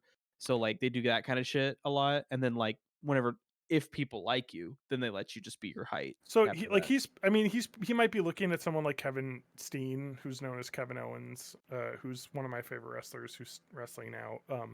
He's 266 pounds. He's got a beer belly. He's 37, but he's 6 foot tall. 1, and he isn't a very tall guy in the wrestling world. And 2, he's an incredibly talented athlete that's been doing it for 17 years. Yeah, He's not like in shape. He's not a bodybuilder, but he does shit with his body that is unbelievable because he's trained. He's spent a decade like training his body. The funny thing is, you think about like wrestlers like AJ Styles or Seth Rollins, they look tiny. They're 6 feet tall, and they're the short guys. Like you're never. It's just. I'm sorry. I mean, buddy. you put like AJ Styles next to Rey Mysterio, and Rey AJ Styles is Mysterio. 5'11", Yeah, and he's a short guy. Like you have to be 6 feet tall. Like it's just the only way around it. Rey Mysterio is Rey Mysterio once killed a guy. Yeah. That is in the ring. He was doing a show and did like his 619, Oh, yeah. and he had a heart attack. Yeah. He did not kill him with his powerful moves. No. The guy had a heart attack in the ring, but while he was doing the 619 thing. Yes, correct. So like you can say that he kicked a man. Yeah, he killed a man to death. He didn't, but it's a deadly move, the 619.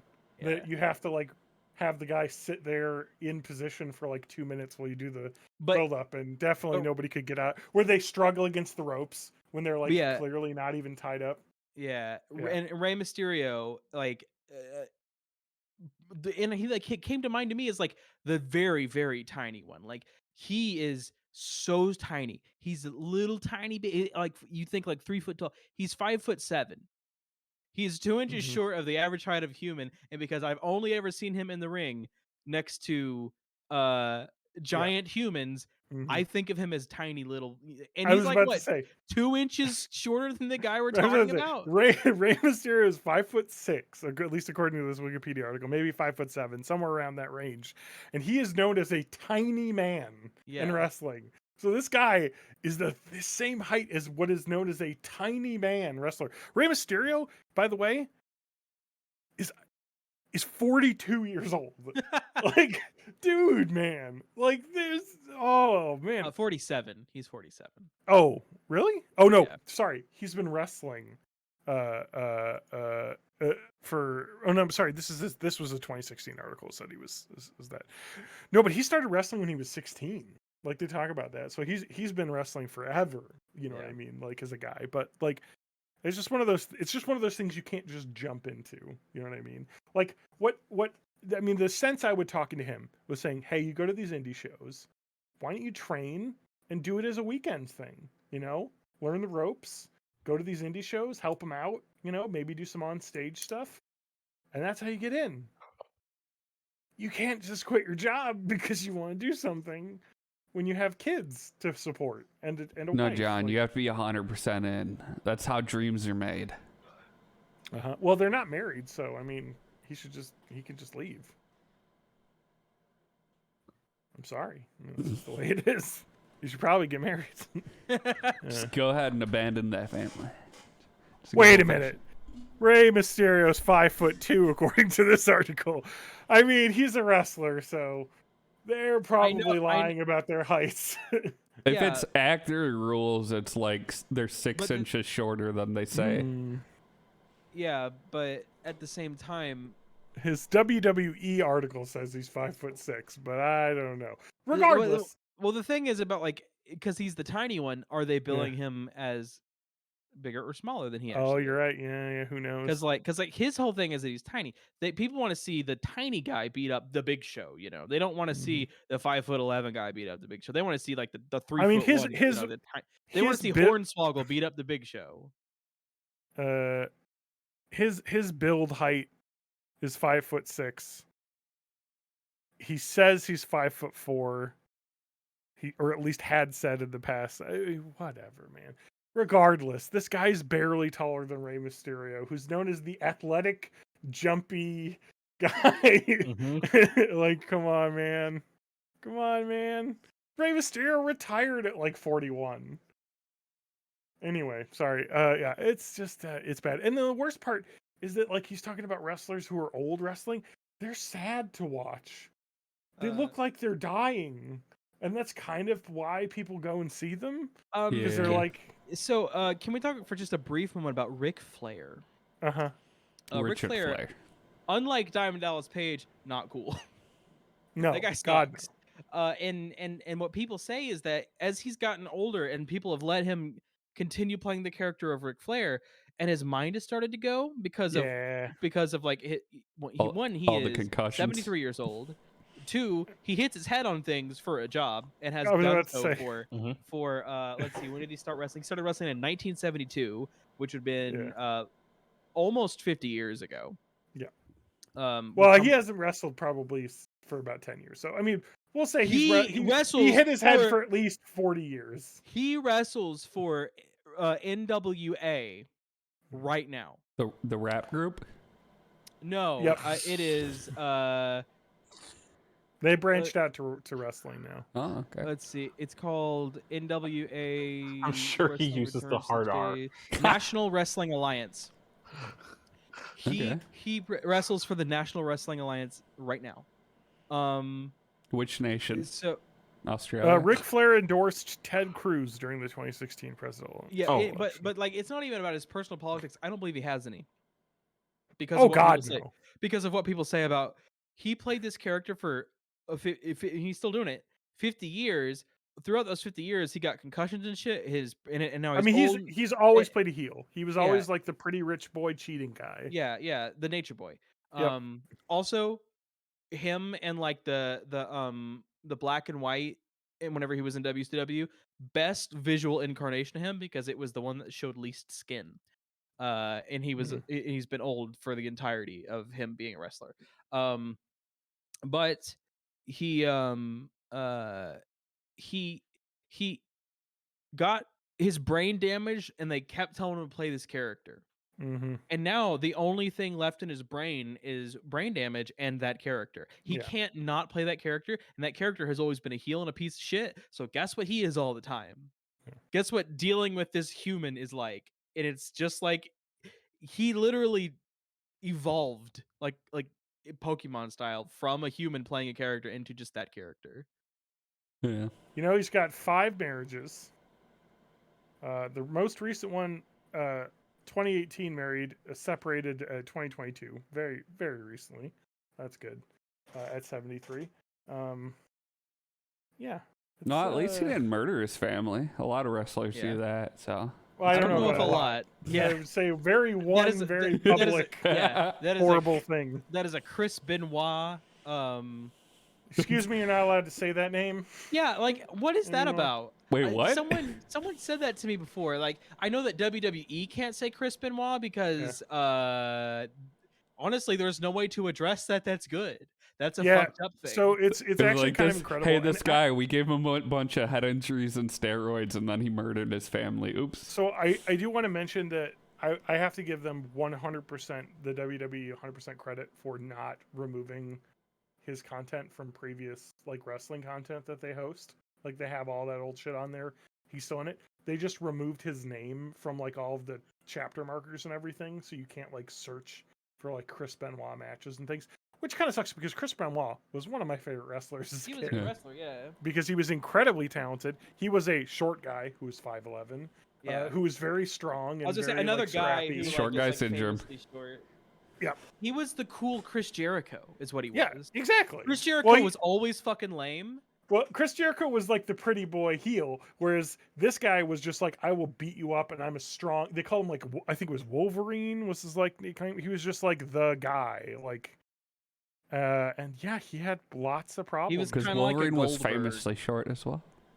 He was kind of like a Goldberg. Goldberg on WCW Maybe not Wolverine was not a heel really, even though he had heel sense. He was just the guy. He was he was the Stone Cold Steve Austin in terms of like if he's in the match, he'll kick your ass. Wasn't his gimmick just that he doesn't lose? Like they just don't have him lose matches? That was his gimmick.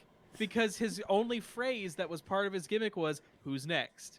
That was his thing. He would just ask, who is next in line to lose to him? That was his entire characterization. Seems like that would be boring to watch those matches then. Well, it turns out that the WCW shortly thereafter was purchased by the WWE because it failed to compete. Specifically because while it had better wrestling talent at the time and put on like better high quality shows at the time, it didn't have shit for storylines. I mean, like they had Hollywood Hulk Hogan in there, which was the best Hulk Hogan because it wasn't just him screaming that he was an American. It was him being a bad guy and wearing black and white instead of the red and yellow and being part of the New World Order, which now just sounds bad to talk about, but at the time was super fucking cool. I had an NWO blanket as a kid. I loved the Yeah. WCW. Just one final thing to bring up with Benoit and wrestling, and this is what that 41-year-old man has to look forward to. Tests were conducted on Benoit's brain by Julian Bales, the head of neurosurgery at West Virginia University, showed that Benoit's brain was so severely damaged it resembled that of an 85-year-old Alzheimer's patient. Yeah, They were talking that he definitely had dementia. I mean, it was the sad thing we see with a lot of NFL players in their later years committing suicide. It's just he was brain damaged, severely, and it's terrible. Who was the guy that was in They Live? That's also a wrestler I know of. Possibly less depressing to bring up. No, he died. Oh, bummer. Heart exploded? No, he just had a heart attack. He didn't kill him. Yeah, cocaine and steroids, and Also, a lot the of funny hearts thing too, exploding. Roddy Piper. He was one of the big guys, right? No, he was a short guy, 6'2". So rowdy. He was not a big guy. He's almost as tall as I am. I will say, he's kind of like Shawn Michaels in that he was a littler guy, but mostly because he was slight, not because he was short. Well, and because the fucking big guys of wrestling at that point were like fucking Hulk, who's 6'5", and Andre the Giant, who's 7. John, you should talk into your microphone. Yeah. Sorry, sorry about that. Shawn Michaels. You're getting all excited about wrestlers. Shawn Michaels. I'm forgetting how to...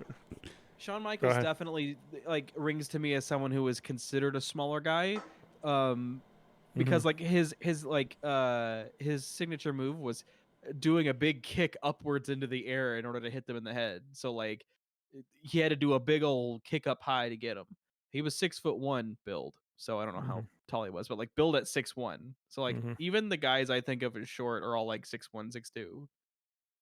Yeah, he just died of a heart attack. I mean, it's just the way that all those guys lived back in the day. It's he was only 61. It's just sad. These guys just you hear about the just basically freely doing every drug known to man, every steroid known to man, given out back then. Yeah. So it's bad. And so it's not don't the safe way to do steroids like all the Marvel actors. Yeah. I think I actually watched a really cool documentary about steroids that was pro steroids that was really interesting. That was people this whole roid rage thing, and that's steroids can be used in a way that is not bad. They exist. I have an inhaler full of steroids. I mean, what is it? Autoimmune so angry. diseases will be act as immunosuppressants, so things like Crohn's disease won't destroy your colons and shit.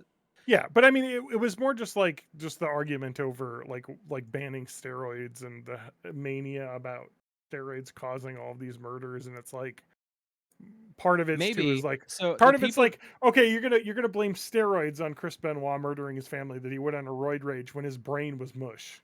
Yeah, it's steroids. I don't think it was the steroids, and it was the repeated CTE head trauma, and that caused steroids is more the people whose hearts exploded just from steroids and coke over the years. But that's the thing is that the whole thing was about how every bodybuilder in every bodybuilding condition is always doing steroids, even though they're not supposed to, because you can just stop.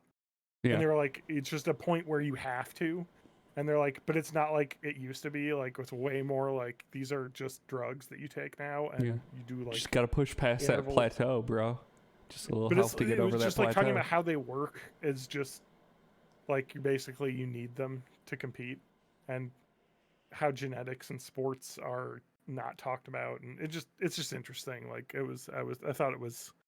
I think I'm down for the idea that we should have a no rules Olympics where you could just augment yourself all the way.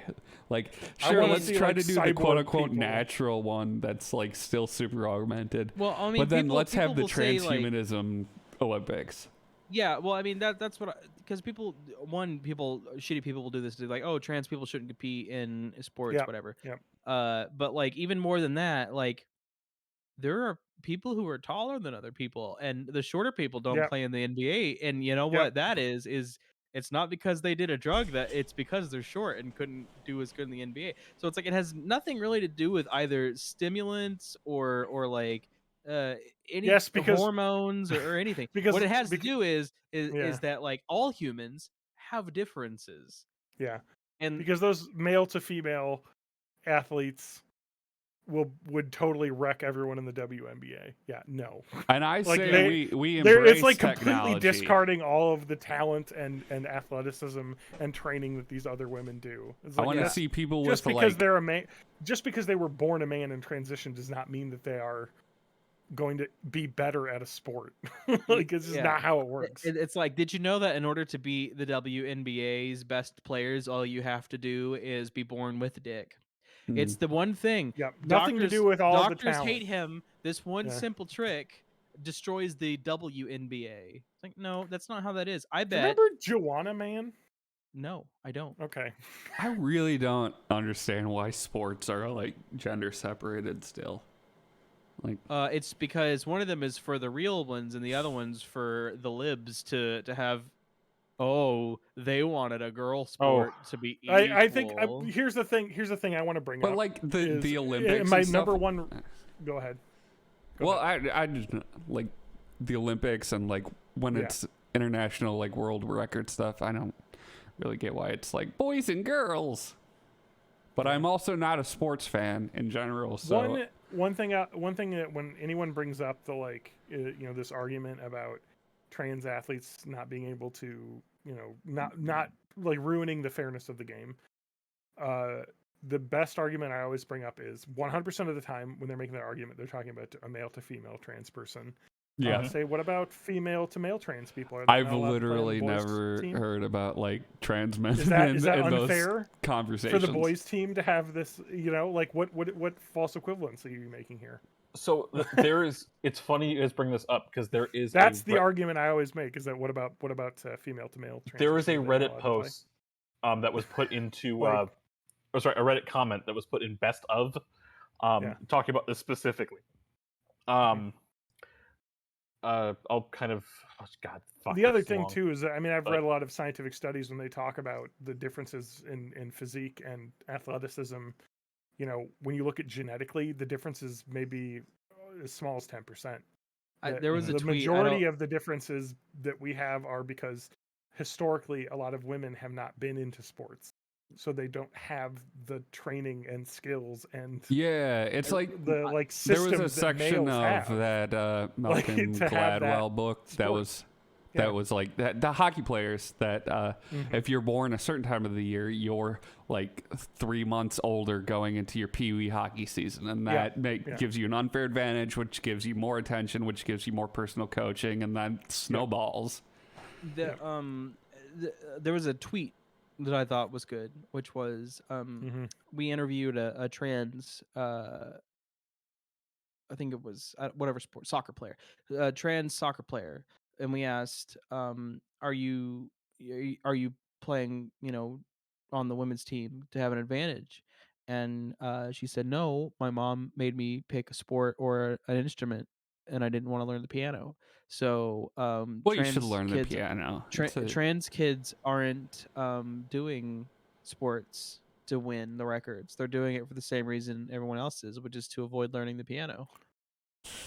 Which you should learn. I thought like, man, that is definitely a comment that I don't relate to at fucking all. But I know that there is a good chunk of the population that does.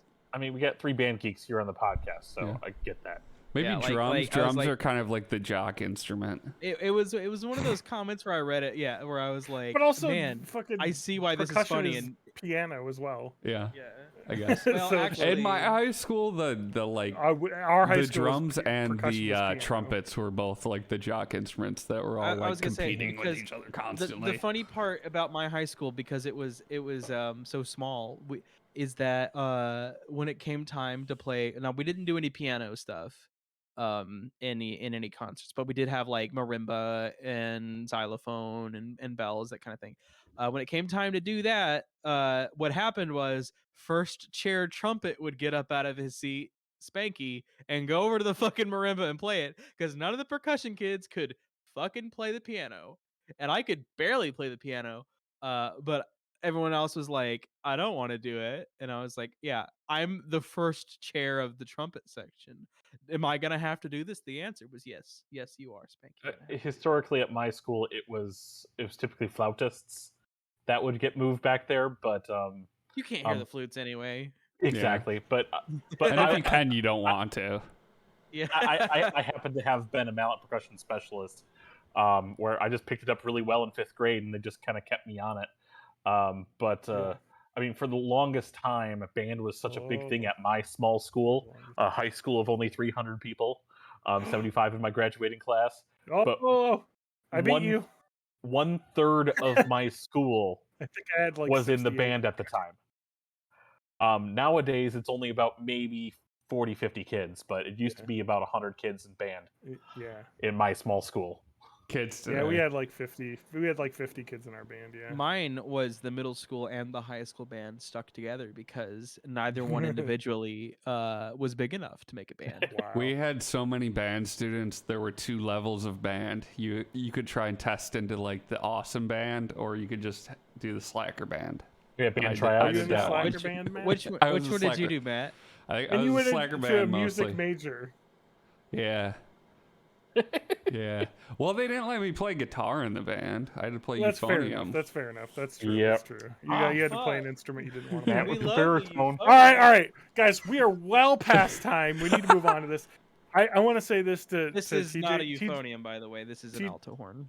TJ shared, I think, was it general wherever you shared that on our. That's the ridiculously long post relating to the so you can find our Discord on our website or links pretty much everywhere to the Born in the 80s Discord.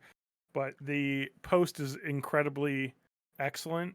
Basically, it's a response to this post that's locked about how this male to female transgender person won some NCAA thing, and it's just an incredibly well put together argument over this about how fairness, like we were talking about genetics and all that stuff. I wanted to read it, but it was freaking long, so no. Yeah, how certain sports have already solved this, because particularly in high school, we had a girl on our wrestling team because they go by weight divisions. Mm-hmm. And you can do similar things in a lot of sports, like weight divisions or skill divisions or height divisions or other things that aren't gender-based that would equal fairness. Yeah, you just have like 18 and we just B have team this and systemic girls and boys need be separated mindset that doesn't really make sense when the more you think about it, when things like with wrestling and boxing with weight and height and reach differences are the more important things. And because, you could say, oh, we got this boys basketball player who's 5'6", and we have this girl who's 6'1", she's going to beat him. The height is what matters in basketball. Mm-hmm. It is not gender. It's just all this stuff that's just like, it's really smart. It's about the fundamentals. Good argument. Good argument to be made. And that's the it's thing a I deeper heard about topic than sports. just, my dang sports, goddamn dang transgender. John, are you trying to tell me that these young people aren't going through like years of therapy and massively altering their bodies just to like win sports better than you? Yeah. It must be the only reason. Surely this is all about you. Else. Yeah. Anyway, so that is our episode this week. Thank you for listening. I go to fucking bullshit. Bitch. Yeah. Fuck J.K. Rowling. God, fuck you, J.K. Rowling. I want to play that new fucking Harry Potter game, and I can't. You can. No. This is. You play WoW, so why would you play the Harry Potter game? This is my. This is That's always so different. This is always my take, but Jim Stephanie Sterling made it, and it's so true. And it's, if you were going to play the Harry Potter game, it's fine. What you shouldn't do is say, I'm doing it to support the devs, because the devs got paid. They make a salary. They do not get more money if the game sells better. And doing something you already wanted to do is not activism. Yeah. I would say probably the best way you can go mentally about playing the new Harry Potter game is to purchase it and then spend that amount of money at a very well-known trans activist. Or just The same thing I do when I want to buy Nestle products. I feel an appropriate amount of guilt for how much they notice my money coming in. But I mean, like to me, the thought is that if I'm going to spend money on this, I can at least give money to trans people that need it, and then they're at least mentally. I can. If you feel like you need to do activism in order to be right with yourself to play that game, what you should do don't to say absolve that your supporting sins. the devs is the activism. Yes, what you should do is spend that money on the game, but then double that money and spend it at mercurystardust.com on some cool new merch. Yes. Support actually amazing trans artists like Mercury. Hi. Do that. All right. Goodbye, Warren. Internet. Go fuck Bye. You yourself. protected the bed. Bye.